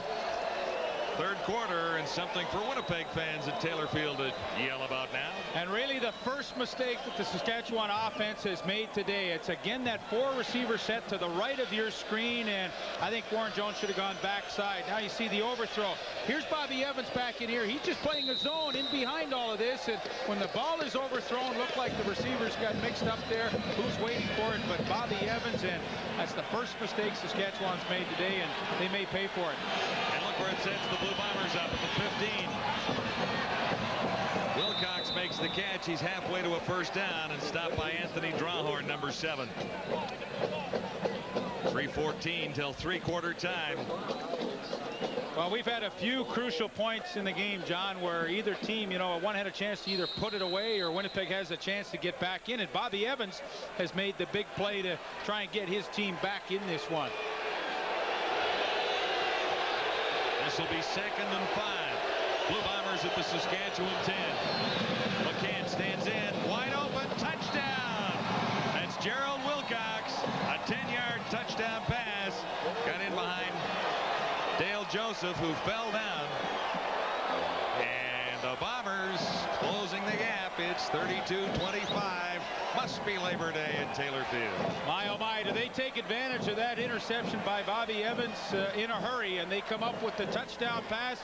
Dale Joseph, who was back in the game, and this is Wilcox's favorite pattern, the post corner. There you see to the right of your screen, Joseph falls down, and Ethan McCann, to his credit, once again a strike. And he has been poised in that pocket today. 7th touchdown for Gerald Wilcox, and it comes at an opportune moment for the Winnipeg Blue Bombers. With 2:41 to go in the 3rd quarter, Wilcox gets Winnipeg within 6. Slotbacks, the 2 Geralds, Alphen and Wilcox, leading the Blue Bombers on this drive. And what Wilcox does so well is use that swim technique where he'll take his arm up and over the defensive back. Now watch Joseph right here. He'll go to the corner, but watch the swim technique. It's a defensive lineman pass rush technique, and after he does it, right there, the arm up and over, Joseph actually trips, falls down. Wilcox is wide open, but you know, I think Wilcox watched some film of Ray Elgard a few years ago and picked that move up from him, and the Winnipeg Blue Bombers, they are back in this game in a hurry. Should be a super finish at Taylor Field today. Cal Murphy loves coming here for Labor Day. He'd like to win like he did last year. Last play field goal by Troy Westwood won it for Winnipeg here a year ago. The Riders have won 3 of the past 4. And ready now for the Saskatchewan return. This is Larry Thompson. And Thompson stopped near the 25-yard line. Impressive Blue Bomber scoring drive after the interception by Evans. And now Jones will try and answer. 2 plays, 15 yards in less than a minute. Wilcox on the receiving end of the touchdown toss. And I think it might be raining a little bit here at Taylor Field now. Well, I'm interested to see how that interception affects Warren Jones' play. I don't think he can be tentative because he made a mistake. I think he's got to come right back and maybe get Mike Saunders involved again in their offense. That was working well for them. Ulmer takes a little pitch, and there's a penalty down. But that was well defensed by the Blue Bombers. Randolph was there, and it could be a holding call against Saskatchewan. Complexion of this game has changed just a little bit. The Bombers trail 29-4 at one stage. I'll see Paul Randolph, 36, coming right up the middle, and you know, once the Winnipeg Blue Bombers get some momentum, I think you can count on their defense coming with a little more pressure than they have in this game. Don't be surprised now on 2nd and long if they try and really put the heat on Warren Jones and get the defensive turnover again. 2nd and 16. Facing the Roughriders now. Jones, who is right. And he's off target, intending that for Larry Thompson, I believe, and he wasn't real close. So after a great first half, Jones a little bit flustered, at least at this stage of the 3rd quarter. He had great numbers, and now they're still pretty good. 17 of 23 for 159, but he had 135 yards passing in the first half. John, you know, we showed both quarterbacks numbers in a graphic early in the 3rd quarter, and I suggested, you know, nice numbers, but the game was a long way from being over. And you know, Saskatchewan's offense has slowed down just a touch, and Winnipeg's defense had picked it up a notch. Manich had one blocked earlier. It went for a Winnipeg touchdown. Not a great kick. And bouncing back, the Bombers will get great field position. They touched it. I do believe the first player across touched it. It's only a 20-yard punt. Flags are down. Well, what Norris Thomas 27 did, yeah, he touched it and fumbled it, but he knew, and it was a calculated gamble that was worth it, because even if he didn't handle it, he knew he had them into that 5-yard restraining zone. So as a punt returner, you know, he made a good decision. Watch, he goes after it right here, and he won't pick it up, but he knows, hey, even if I fumble it, we're going to get the ball back anyway. It was picked up by Bobby Evans trailing on the play. That's pretty heads-up play by Norris Thomas on a special teams. Now they're going to get the ball back, and that's solid play. He's the 6th defensive back in their scheme of things, and he's a very good kick returner. Now Keithan McCann has a great opportunity. 18 of 29, 237, and the 1 touchdown. McCann is set up at the Saskatchewan 35 with a first down. Time to throw, and on target for Holland. It'll be another Winnipeg first down inside the Saskatchewan 20. Rasevich has been busy this afternoon in on that tackle as well. And I've really been impressed with how patient Keithan McCann is before he pulls the trigger. And that's what Mike Kelly, their offensive coordinator, worked all week. He would stand back in the pocket with him, and he'd be saying in his ear, hold it, hold it, hold it. Now, fire it. And I think it's paid off. He stood in there tall and delivered some pretty good strikes. 19-yard gain there from the 16. First down. McCann is picked up by Ron Getz. And it's whistled down, so Getz won't get to return it, but no bigger defensive play this afternoon for the Saskatchewan Roughriders. Getz has 1 fumble recovery, 1 interception this game, 4 sacks on the season, and 41 tackles so far this year.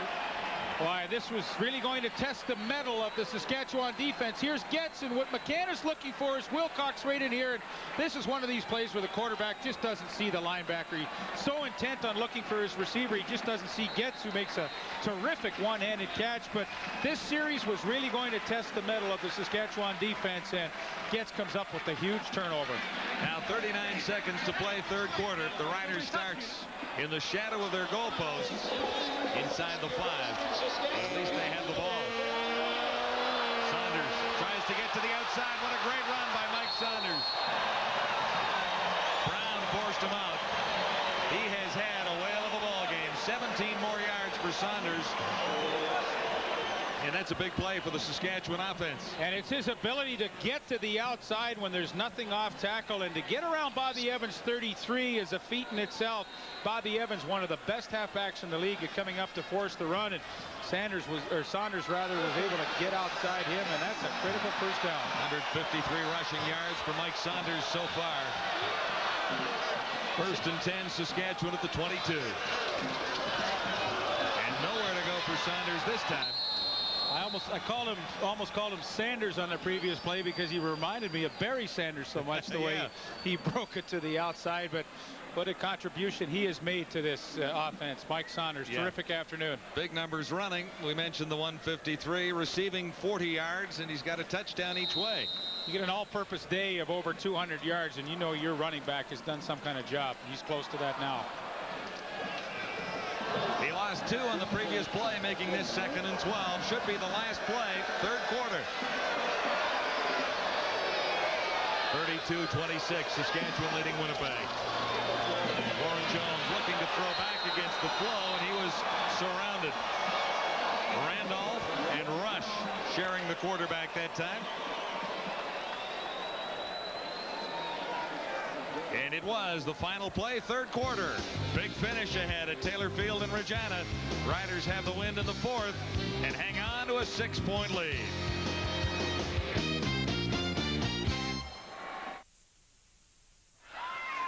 Back live at Taylor Field on CFL Live on TSN. A great afternoon of football. 6-point ball game heading into the fourth quarter now. The Roughriders hanging on to a 6-point lead, 32-26 in Saskatchewan. First play, fourth quarter, a punting situation. John, you know, this has really been 2 games in one. You know, before Winnipeg scored down that block punt touchdown right near the end of the second quarter, Saskatchewan, of course, was ahead 29-4. It's now 32-26, but you've done the math on this. I've done the math. I mean, in that period of time, Winnipeg has outscored them 22-3 to get back into this game. So for Cal Murphy's team, I mean, they've got to be on a pretty good high going into this fourth quarter. And even with the wind at Manich's back as he punts on third down, Winnipeg should get good field position here when they get the ball back. I'll tell you what, coming back from that much, that's great.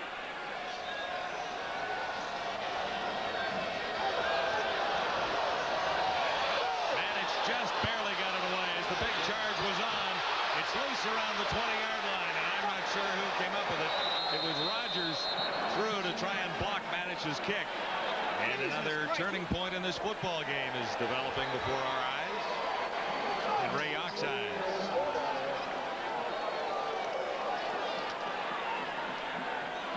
Watch to the right of your screen. 36, Paul Randolph comes in, and once again, nobody blocks a punt rusher, and make that 35, Brendan Rogers. Give him credit for this. He doesn't get on the field all that often. I will. 35-36, tough to see sometimes, but once again, special teams make the big play for Winnipeg. And he's a solid special teams player for the Winnipeg Blue Bombers. Shaken up again is Dan Rasevich, and I say that because he barely got back into the lineup. Spent most of the season on the injury reserve list, got back last week, and said his knee was a little tender last week after the game, and now he's being attended to down there, number 74. That's a tough break for Saskatchewan. They have Ray Bernard out of the lineup and Peter Miller as well, linebackers there. Some numbers to ponder. Stepped through 3 quarters, passing 247 for Winnipeg compared to 159 for Saskatchewan. But in net yards, it's almost even. 7 yards separating these two teams.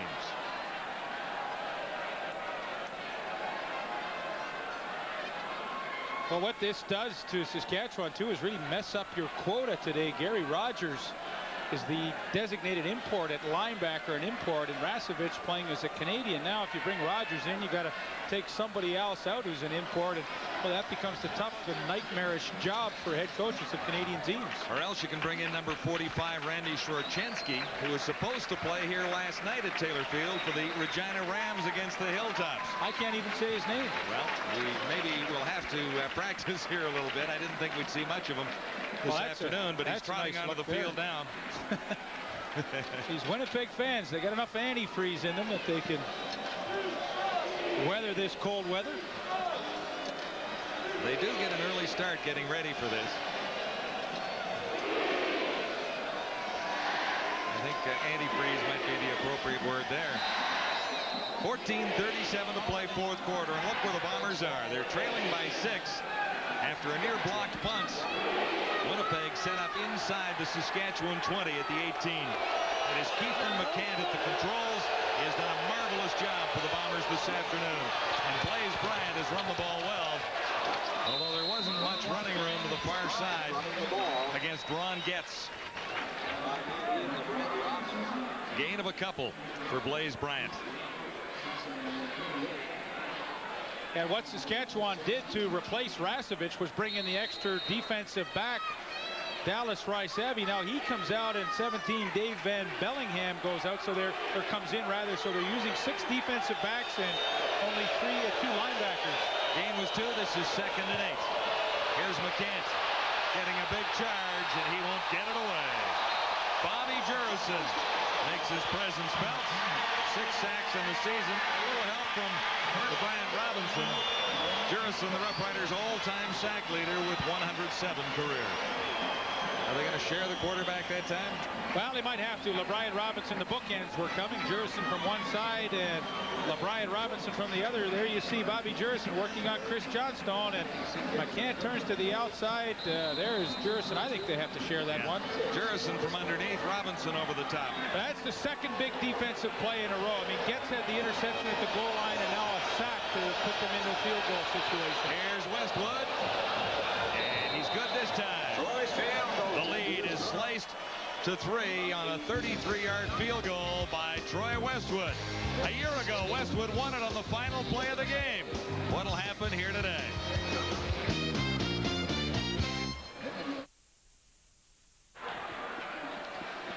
Back with the CFL Live, Taylor Field, Regina. 3-point game with the Roughriders on top, 32-29. Following the game, the TSN Turning Point. Brought to you by Apple Auto Glass, the pick of the crop from coast to coast. Back ready for the Blue Bomber kickoff, and it's time for the Saskatchewan Roughriders to stop the bleeding. A big lead has disappeared. Saskatchewan hanging on to a 3-point advantage. This is Larry Thompson at the 25. Waits for a block or two to form. And not quite enough. Bobby Evans over to make the tackle, and the Bombers will start, or the Roughriders will start inside the Saskatchewan 35. John, I think it's really been interesting to watch the ebb and flow of this game.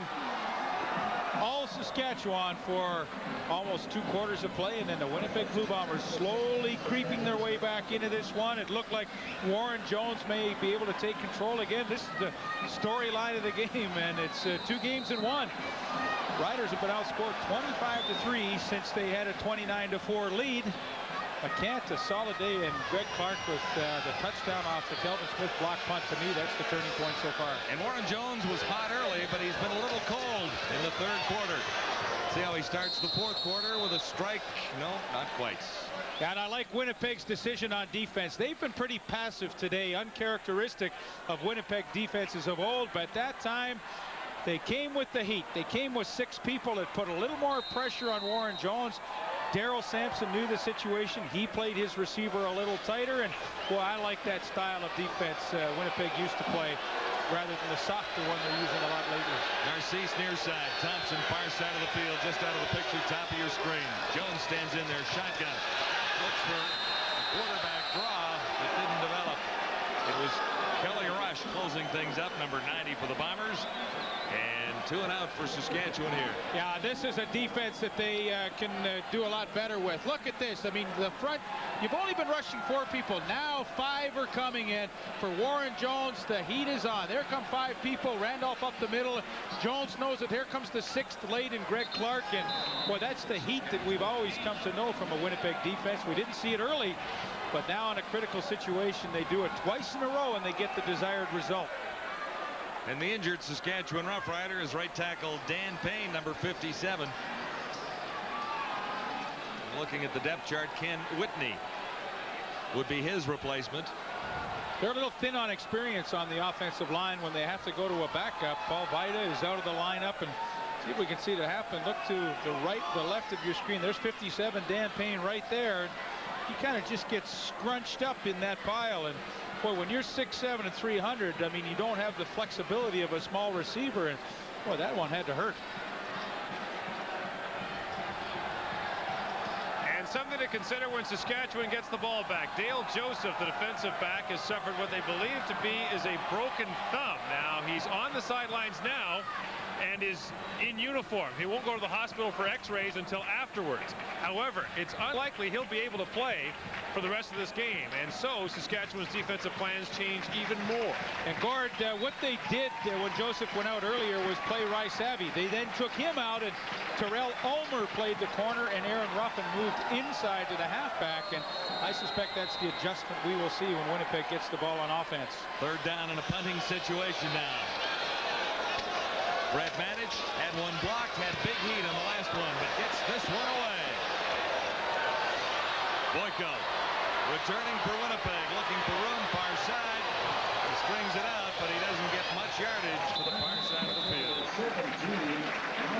That's a pretty solid job by the Saskatchewan punt cover team, because they're going down with the wind now, and they know that their punter, Brent Madish, can really air them out. And Bellingham gets the rest of the crew there. Did a nice job to limit that return. To 5 yards, and Boyko ran a long way to get 5 yards. 12:16 to go. And we talked about the adjustment in the secondary with the broken thumb by Joseph. Those are the numbers of McCann. Extremely impressive in his first professional start, but it is over on the corner and Ruffin inside. 1st and 10, Blue Bombers at the 38. Here's McCann. To his left, can he get away from Jurison? Not this time. Jurison, 2 sacks.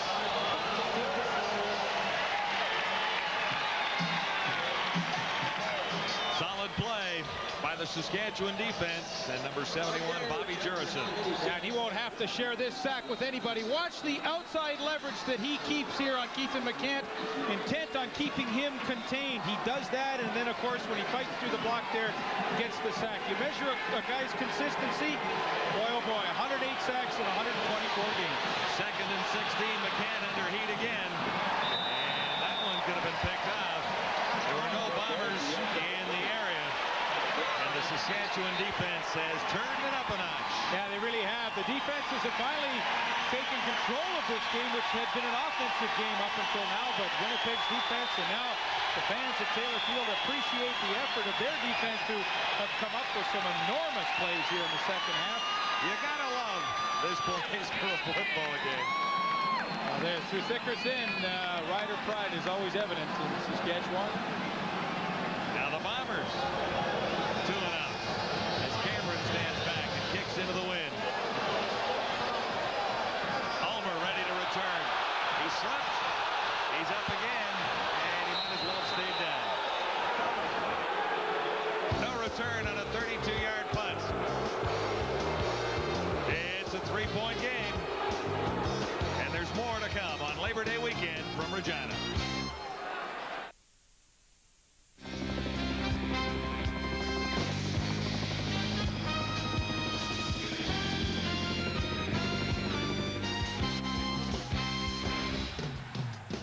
Here's a little-known Labor Day fact, except in Saskatchewan, where they remember it vividly. Dave Ridgway's 60-yard field goal stands as the longest in CFL history here on Labor Day, 1987. And there's a good look at Dave, who comes into this with an outstanding percentage, well up in the mid-80s. I don't think he'll get a 60-yarder today. The wind's not strong enough. He has been Mr. Consistency, robo-kicker here in Saskatchewan. Yeah, and he may be called on to supply game-winning points or insurance marker. That's insurance points before this is over. Sorry, John, that's an interesting line score. It just shows you how this game has totally changed. And this is Mike Saunders. No fumble there. It was whistled down. Saunders has 8 yards. And that should put him over. It's 159 for him now. I'm trying to add this up. He's over 200 total offense, right? As it stands now. Receiving and rushing. Well, they need him in there. I hope he's not hurt. There are the numbers, one shy of the 200-yard mark, which is a real exceptional day for a back when he can get over that, both receiving and rushing the football. Go back and have a look here. He breaks it once again to the outside. He's really done a good job at setting that up today. And I think Rob Davidson, 69, fell at him kind of awkwardly when that happened. Ray Elgard, pretty decent block on the linebacker Del Lyles. But here's, you know, we talked about taking control of this game. I mean, here's a perfect opportunity for Saskatchewan with a 3-point lead to try and put Winnipeg away. This is 2nd and 2. And Daniels, that's Sean Daniels, gets the call, and he didn't make the first down, I don't believe. Well, he's close enough where I think they're going to play 3-down football with the wind at their back. Greg Clark was there, number 38, to make the tackle. Clark with a touchdown earlier in the game. Dying moments, first half. He carried a block kick into the end zone to get the Bombers right back into the ball game. That's been the biggest play for them so far. And now with 3rd down, I don't think they're even going to measure. Warren Jones is asking for one, so at least he can have a little extra time for the coaching staff to exactly decide what they want to do. I don't think there's any question they would go for it. A lot of close ones today. The chain gang has been out there a time or two. See, why he asked for the measurement, he gets to come over and talk to Ray Yock now and just make sure they have the play called that they want.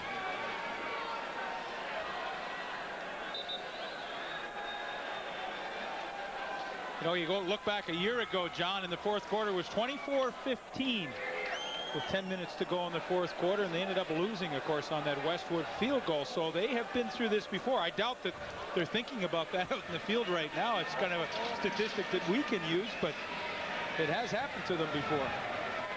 9:58 to go. There's lots of time for both teams in a three-point game, with the hometown Riders leading the visiting Blue Bombers 32-29. Here's Saskatchewan, third down, less than a yard to go. And Jones underneath, no penalty markers anywhere, so it'll be a first down Saskatchewan. You know, some people may say, why wouldn't they bring a short yardage team in that situation? But by keeping the receivers out there, Ray Yock knows that he keeps Winnipeg in really that three-man front, and that's a much easier front to run the quarterback sneak against. All you need is the one block on the nose, and that was Rob Davidson. And the quarterback sneak, it's much easier to run in that 30 defense than a short yardage defense. So there was a reason why the receivers stayed in. 21st first down of the ball game for Saskatchewan. It's at the 51 of Winnipeg. Little draw play here, and Sean Daniels got the call that time. Greg Clark had him, number 58. 8:53 left in the fourth quarter, with the Roughriders hanging on to that three-point lead.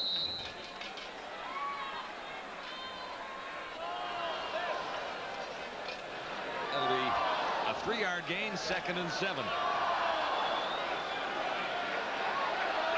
Well over their rushing average on this day, so that'll boost up after this game. Here comes the heat. Jones got it away. Saunders, a good catch. He was lucky to hang on. Randolph, number 36, over to make the tackle and limit the gain to 2 yards. So enter number 36, Dave Ridgway. A 52-yard field goal try. That's tough defense to run a screen into. You like ideally to run it into a zone defense, but Paul Randolph had Saunders in man-to-man coverage, and he wasn't about to let him go free, and consequently the play didn't go for much. But ideally you want to run a screen into a zone. Now Ridgway. This could be a long one. From 52, good on 22 of 27 on the season. Suter will hold. He'll spot it right on the 52, and Ridgway with a win. Ridgway has it. Robo kicker.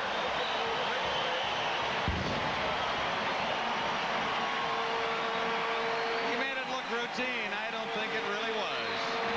That's a heck of a kick under pressure, and all he is now is 23 of 28 on the year. You talk about consistency. He is always giving the Rough Rider offense back. And now it's a 6-point Saskatchewan lead with 8:07 to go in the Labor Day Classic. Gerald Alphen, Gerald Wilcox, two outstanding slot backs, figured to be a big part of the Winnipeg Blue Bomber offense, and they have been so far this afternoon. 4 receptions, 38 yards. Wilcox is the leader, 8 receptions, 114. Both have a touchdown this afternoon. If I was Keith and McCant, the young quarterback starting my first professional game, I too might look to these two inside Twin Towers. And the outside guys are Nathaniel Bolton and Jamie Holland. And that's the way the Bombers line up. 1st and 10, beginning at the 35-yard line. Roughriders with Ulmer on the corner now. Little shovel pass ahead, and that didn't fool Sean Brantley at all, number 96. And it perfectly read. He's had a solid game for the Roughriders. Sean Brantley. And one area where they've really improved are the 2 tackles. Brantley gets the push, and he's looking for that shovel pass, but Sean Brantley and Gary Lewis, my oh my, they have given this front four the big push up the middle that they have been lacking in the last few years. And Brantley, you know, hey, Gerald Bayless, he was here. Brantley's taken over nicely from him. Loss is 2. This is 2nd and 12. And the rookie quarterback, Ethan McCants, didn't like what he saw. Time count violation. Winnipeg, number 10. Now it spins to 2nd and 17. And here's where Keithan McCann has to be very careful. 2nd and 17, 7.5 minutes to go. You're only 6 points down. He has to be very careful that he doesn't take his team out of this game with an interception. McCann stands in. Got pressure from behind. Got a strike to Boyko, but he's short of the first down as Ulmer comes up to make the tackle. And anytime you see Alan Boyko in the game, you know he's brought a play in from the bench that Mike Kelly has sent in from his press box spot. And I think he sent in a play that was a pretty safe one because Mike Kelly, as the offensive coordinator, knows that this is a pretty tough point in the game. And when Boyko's in there, he's brought in a play from the sidelines. I think Winnipeg very happy to get out of that without a turnover. 35-29. The Roughriders have the lead. 6:56 on the clock as Cameron gets behind this one. Into the wind. Good kick for Cameron. Ulmer is thrown back from the 30-yard line. Del Lyles leading the tacklers for Winnipeg. And it's a 40-yard punt into the breeze by the veteran Bob Cameron. And no return thanks to Del Lyles. It's time for Warren Jones to try and move the Roughriders a little bit here. 18 of 26 for 161. He played much better in the first half. Yeah, and the 161 yards, I mean, it's not a huge day, but I think that is an extremely productive day. It tells me that as a guy that hasn't played a lot, he's using the short passes to his advantage, and I think he's had a whale of a day. Saunders is caught by Kelly Rush.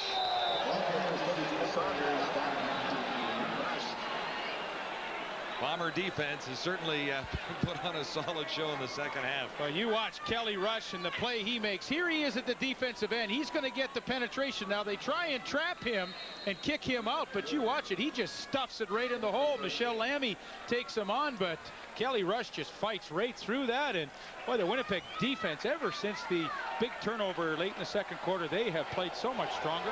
Loss of 3. 2nd and 13, Saskatchewan. Jones shotgun, and here come the Bombers again. Jones releases in a hurry. Elgard couldn't hang on. There's a penalty marker down. And we'll have to check out the infraction here. Elgard and Thompson in crossing patterns down there. And it might be going against Saskatchewan here. But you watch what happens when you're a defensive back and you want to challenge Ray Elgard. We're going to hear the call first, but Offensive forward pass interference, number 81 Saskatchewan, penalties decline. And this is a good call. We're going to show you why. Here's Norris Thomas covering on Elgard, and watch what happens here. The contact is created, but no question that's a push off. The referee saw it, and our camera crew caught that for you. But Elgard famous for the push off, and he got caught that time. With the wind. Thomas on the return. Strung out by the Saskatchewan special team led by Dave Van Bellingham. 44-yard punt, no return. Decent field position for the Bombers with 5:29 to go, fourth quarter. Winnipeg trailing by 6 at 35-29. And you look at what teams want to do. There's Warren Jones trying to figure a few things out. I think Mike Saunders is going to touch the ball a few more times in the last few minutes. But Winnipeg realistically in September is saying, hey, if we can get out of this month at 2-2 and be 8-4 when we get Dunnigan back, we've done a good job. 1st and 10 with Keithan McCann. McCann looking for Bolton. No catch. Drawhorn was covering. That's a pretty interesting matchup this afternoon. Drawhorn, and I said it earlier, easily one of the most vocal defensive backs. It's the out and up. Here goes Alphen. He's trying to sell the out here and get Drawhorn to bite. But Drawhorn stays on the hip perfectly and is in position to react just as well to the football as Alphen does. A little bit of contact created there, and Drawhorn might have been lucky, but Drawhorn showing you that he is a very excellent inside halfback at single coverage. Alphen wins that battle with, or Drawhorn wins that battle with Alphen.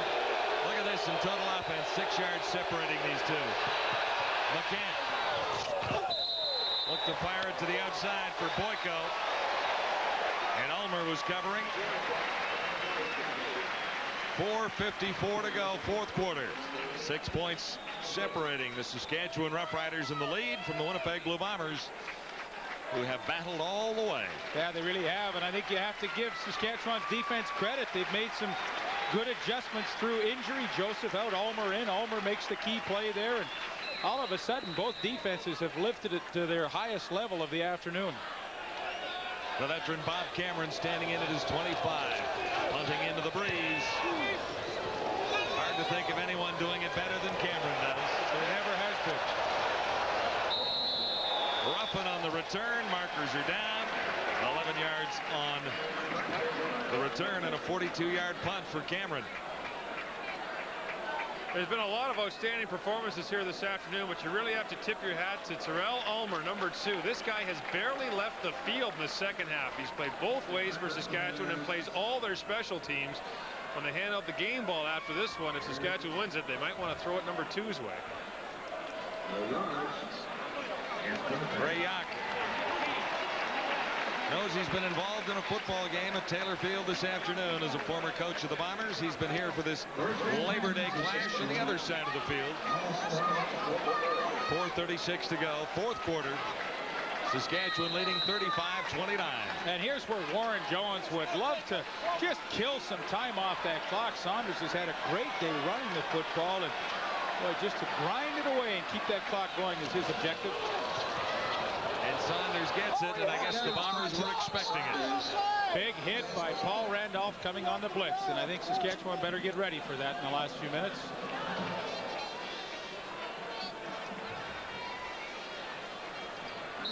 Randolph has been solid for the Blue Bombers all afternoon, and we'll continue our coverage of tennis from Flushing Meadows, New York, beginning at tomorrow. 35-29 on the scoreboard. Saskatchewan, 2nd and 10. Maybe 2nd and 9. That one is batted down. Kelly Rush, I believe, got a hand on that, number 90. Yeah, he did, John, and he's made 2 key plays on 2 consecutive series for the Bombers, and here he is at the top of your screen once again on the pass rush, gets the big hand up and knocks it away. But you know, he had 3 sacks coming into the game, all against the Ottawa Roughriders in one evening's play. And that time, you know, it's not necessarily sacks or pressures that make the difference in your play. It's doing the little things like getting those hands up and forcing Saskatchewan now to punt. Madich has been a bit of a nervous punter this afternoon after having one blocked for a Bomber touchdown.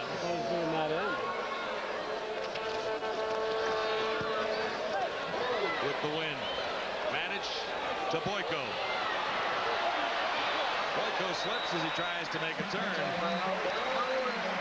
And the Bombers have a 10-yard return after a 45-yard punt. 3:22 to play. Here's the way it looks in the Eastern Division right now. The Bombers trying to take over sole possession of top spot ahead of Baltimore. Toronto taking on Hamilton tomorrow.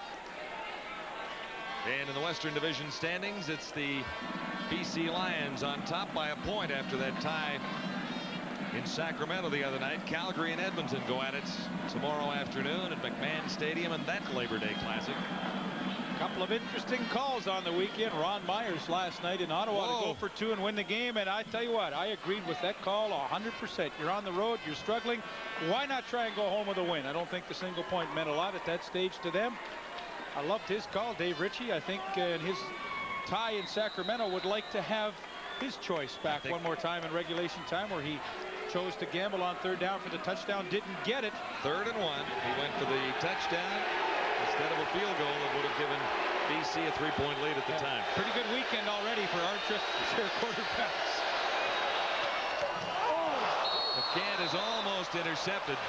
Albert Brown got up. McCann is taking the blame for that one, it looks like. Saying, my fault? Was that what he's doing down there? Yes, he is. And Blaze Bryant really turns into the defensive back here to prevent Albert Brown from making the interception. Watch this. He'll go back and fight through Albert Brown with the hit now to try and make sure he doesn't catch it. Live from Taylor Field, Regina, we've got 3 minutes to go on the CFL Live today. Lots to be decided in a 6-point game. It's been fun.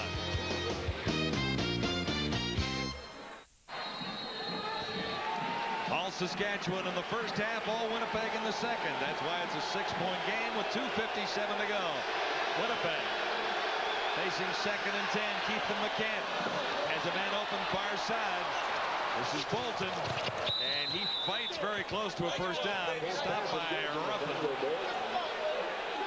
See where they spot the ball.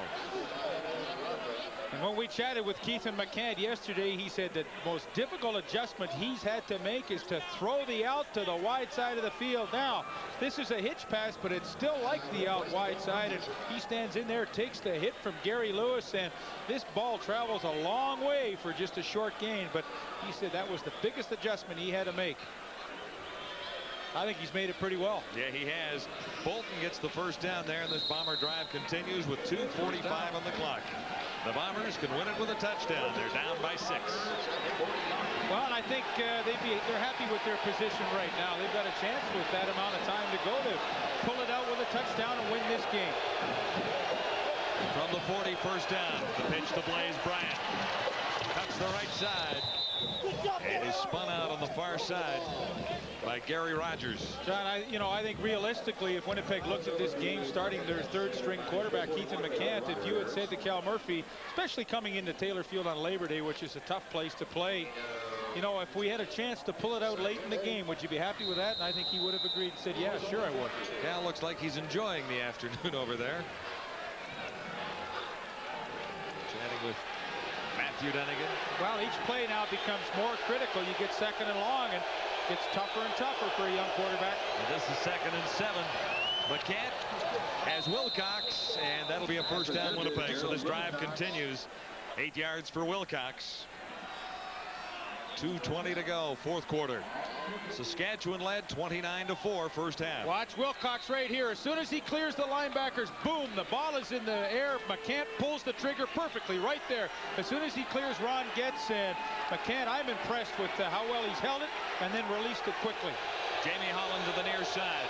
First down Winnipeg just across the 50. This is Blaze Bryant. Looked to be stopped from behind, but he broke a tackle there and was finally slowed by Sean Brantley, number 96. Boy, Wilcox the favorite target for McCann this afternoon, and why not? He's willing to take the hit to make the catch. 9 for 122 last week, 9 for 153. He really is on a roll.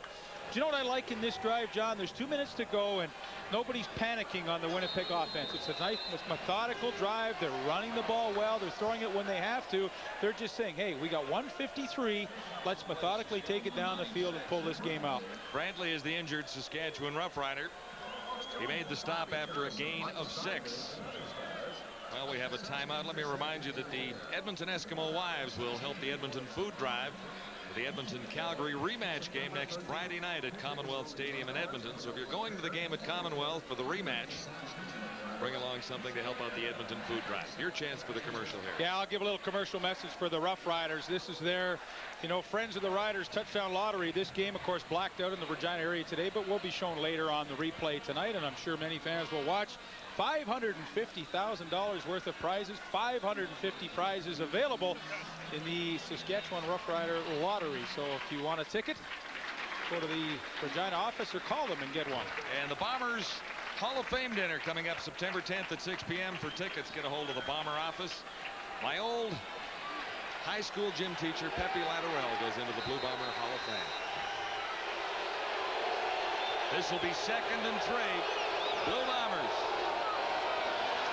And this will be Blaze Bryant easily for the first down. And the Bomber drive continues with 1:50 remaining, 4th quarter. And John, when they took some time to get Brantley off the field, I'll guarantee you the veterans in the huddle, like Chris Walby, like Miles Gorell, like David Black, they were all saying, okay, guys, keep cool. And Keithan, you keep cool. This is our game to win right now. Let's just take it down, kill the clock, and pull out a victory and steal one here at Taylor Field. But that's the veteran presence on this team. Bombers need a touchdown for the win, and they get close to a first down on Gerald Wilcox's reception there. On the other hand, now what I think Saskatchewan's defense has to do is maybe take a chance. They have to bring a little extra heat on McCann. He looks awfully comfortable back there. Aaron Ruffin giving Wilcox all kinds of room. His 10th reception on the afternoon. But, hey, you're slowly getting backed up, and I think as a defense you have to put a little more heat on the quarterback. Take your chances. 1:37. remaining fourth quarter. Second down and 2 to go. McCann looks to go deep, and he's picked up, intercepted by Glenn Suter. And he's nailed by Blaze Bryant, but the Roughriders get the ball back with 1:30 on the clock. You said the Riders had to gamble. Was that a gamble? Were they coming? No, it wasn't a gamble.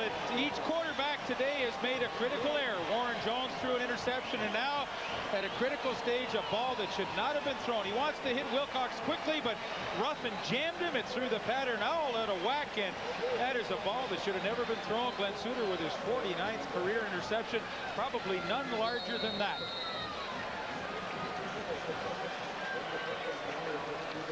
So the Roughriders get it back with 1:30 on the clock. Don't go away. And as a defense, Winnipeg has to say, look, a quick 2 and out, and we still have a shot at this game. See, everybody's coming on the blitz there. Saunders carries the ball. And it's going to be a tough place for Regina to try and run to and pick up a first down, because Winnipeg brought 7 people there. There's Glenn Suter, 49th of his career. Keithan McCann and Matt Dunnigan was saying, hey, to live to see another day, sometimes you got to swallow your pride and throw it away. That was not a good pass to have thrown. If you're going to be a quarterback, sometimes bad things happen, like interceptions, says Matthew. 4 of 9 for 26 yards has been the number on Warren Jones passing here for Saskatchewan in the second half. This is a big down for the Roughriders. Second and a bunch needed, and Saunders comes up short of the first down.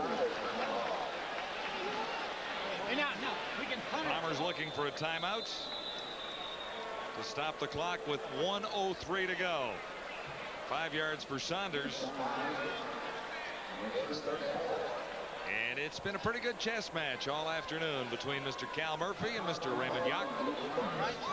Run back and run around, kill as much time. Everybody get a fucking block. Paul Randolph, we were looking at guys who make big defensive plays. Watch how he slides back in there on that running play. I mean, he has been one reason why the Winnipeg defense has picked it up a notch on the running game here in the second half, and that's a heck of a tackle. Now his offense is going to get one more kick at the cat. 1:03 on the clock. The Bombers trailed 29-4 just prior to halftime. Big touchdown by the defense got them back in the game. Third quarter was all Winnipeg, and the Saskatchewan Roughriders have managed a couple of field goals in the second half. Here's Brent Manich. He's felt the heat. He's had 1 block this afternoon, had 1 20-yard punt because of Bomber pressure. So the charge will be on here. You'll see it coming right in the living room. Don't think they're not going to come hard. Manich standing at his 5-yard line. And he's going to give up the 2 points and try and get a little time off the clock. Now 56 seconds remain. And that's a smart call by a smart head coach with lots of experience. 2 points means nothing. You're down by, you're ahead by 4 now. You still force Winnipeg to score a touchdown to win. The scenario is no different than it was 1 play ago, except that Saskatchewan now is going to kick it from a lot better position and force Winnipeg to go that much further on their drive for maybe the winning touchdown. Gord? I think that decision might have been affected too by the fact that Sean Brantley is really on the limp, and they were concerned that their run defense with Brantley not feeling well has been compromised somewhat. Instead of giving Winnipeg a 40-yard field to drive on, make them go 60. And of course Winnipeg has their choice after that whether to just scrimmage the ball at the 35 or have Saskatchewan kick off, and Cal Murphy wishing to save a precious few seconds, and I think that's a pretty good choice considering that the wind is at the back of the Roughriders. Good decisions by coaches all the way around here. 56 seconds on the clock. Here's the Bombers' last gasp. Keithan McCann under the cover. Blaze Bryant the catch and the first down. Forced out by Dave Van Bellingham. 11, make that a 14-yard gain. 51 seconds left. Super strategy by Keithan McCann in the offense to put 3 receivers to the wide side. You're going to get Blaze Bryant 1-on-1 backside, and easy pass to complete. He maximizes it, gets out of bounds, stops the clock. It's a great finish. The Bombers need a touchdown to win it. 35-31. And they've got a rookie at the controls. He has been poised most of the afternoon. Keithan McCann. 1st and 10. Bombers at the 49. Wilcox was the intended receiver. McCann missed because Getz was there. Ron Getz in his face.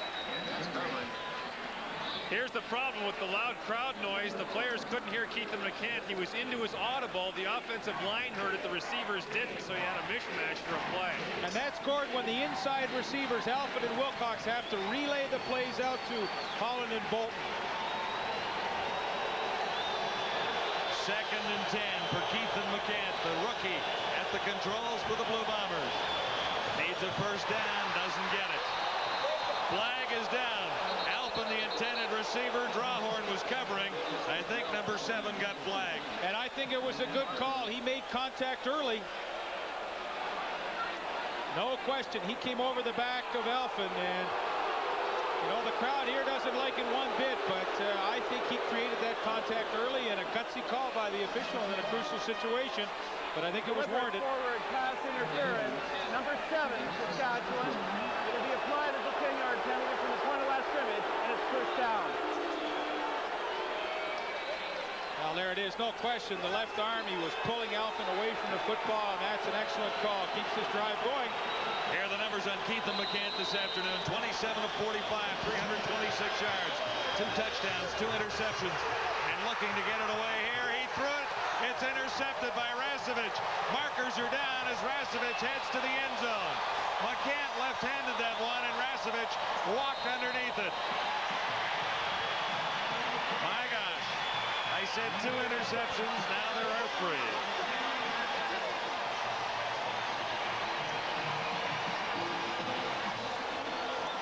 And it's going to stand. It was a long shot to score the touchdown, I suppose. Winnipeg number 10. Penalty decline. Touchdown.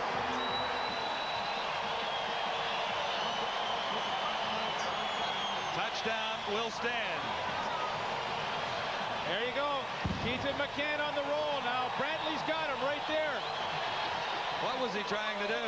I don't know. I don't know what the penalty was on that. They called it on McCann. Looked like a legitimate throw to me, but nevertheless, Rasevich, the interception. Touchdown, and another look. 57-yard touchdown here for Dan Rasevich. And I don't know what McCann was trying to do. Well, they called it an illegal forward pass. Is that intentionally grounding the ball from I don't know how he was throwing it left-handed? He's trying to explain it to Matt Dunnigan. He's been over there explaining 2 interceptions in a row to the Bomber veteran quarterback. Now 42-31 Saskatchewan.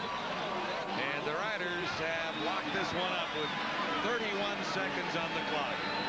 Labor Day in Regina, nothing if there's not a controversy or 2.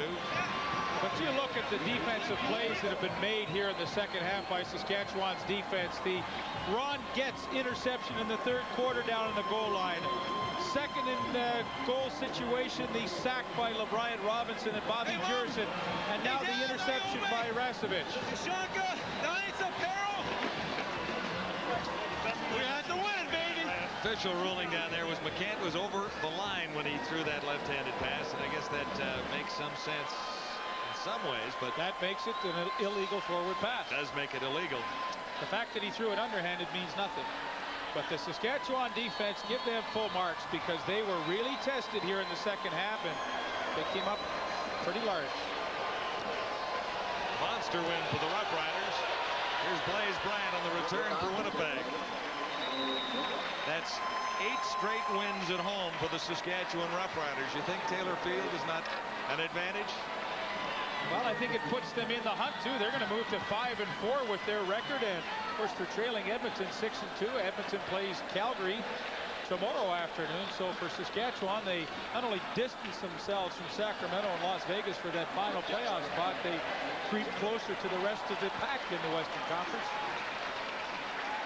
One more look at the numbers from both quarterbacks this afternoon. McCann, hey, pretty interesting day for him. Couple of crucial interceptions late. You might expect that from a young quarterback. For Warren Jones, no question in my mind, he will start next week's game for the Roughriders with that performance right there. He didn't have big numbers in the second half. Jones's numbers all came in the first half, but he had 4 touchdowns on the board as a result of fine play in the first half. Ulmer covering far side on Bolton.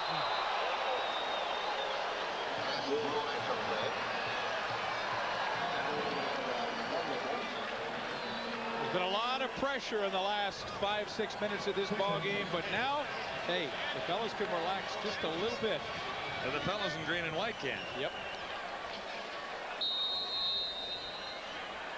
Our next game will be the rematch of what happens tomorrow. Stampeders Eskimos are at McMahon tomorrow and back to Commonwealth in Edmonton on Friday. Join us at 9:30 Eastern for that. Of course, this game is the first of a back-to-back series for these two clubs as well. Blaze Bryant bobbled it, and this time they're calling it a fumble, I do believe, and Bellingham comes up with it. 16 seconds on the clock. Now this is again an incomplete pass. The little shovel pass. He did flip it ahead, and they call it incomplete. The play really hasn't worked very often this afternoon as far as Winnipeg is concerned. Bryant has dropped it at least 3 times. Cost him a turnover earlier. Cost him a turnover at one point when the combination wasn't quite right, and the quarterback was slightly in front of the intended receiver. Dan Rasevich celebrating his interception. 56-yard run into the end zone, which put the icing on the cake for the Saskatchewan Roughriders.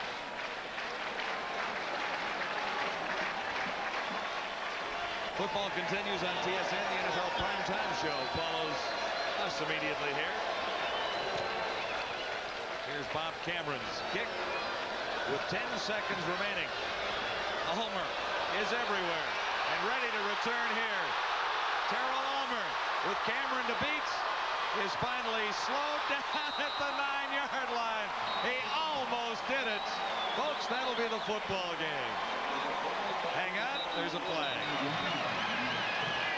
Wouldn't that have been something to see Ulmer take that one all the way after the day he's had in the secondary as a receiver and as a returner for the Saskatchewan Roughriders? Well, John, there have been a lot of individuals on Saskatchewan's side today that have really been making some huge contributions to this team. Ron Getz, Dan Rasevich on defense, Terrell Ulmer for all the good things that he has done, Don Narcisse, Mike Saunders. You look back at this win today, the Labor Day Classic, total team effort. I don't think Ray Yock would view it any differently. What a way to end the ball game. Solid win for Saskatchewan. And it is officially over. The penalty declined. The game is over. Murphy loses this one. However, he did win here a year ago, and the Winnipeg Blue Bombers put on a pretty good show. They had their chances right into the dying moments of the final quarter. 42-31, Saskatchewan triumphant in the Labor Day Classic, 94.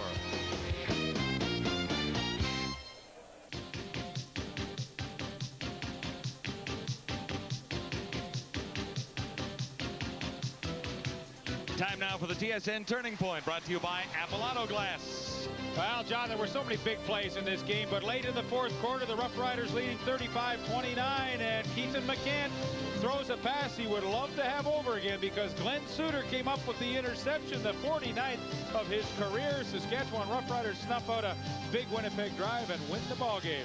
I'll buy that for the Turning Point. A cash donation will be made to the Canadian Coaches Association for the training and development of amateur athletes on behalf of TSN and Apple Auto Glass with guaranteed bond for life system from coast to coast. There's the final, another Labor Day book, another Labor Day game into the history book. It's the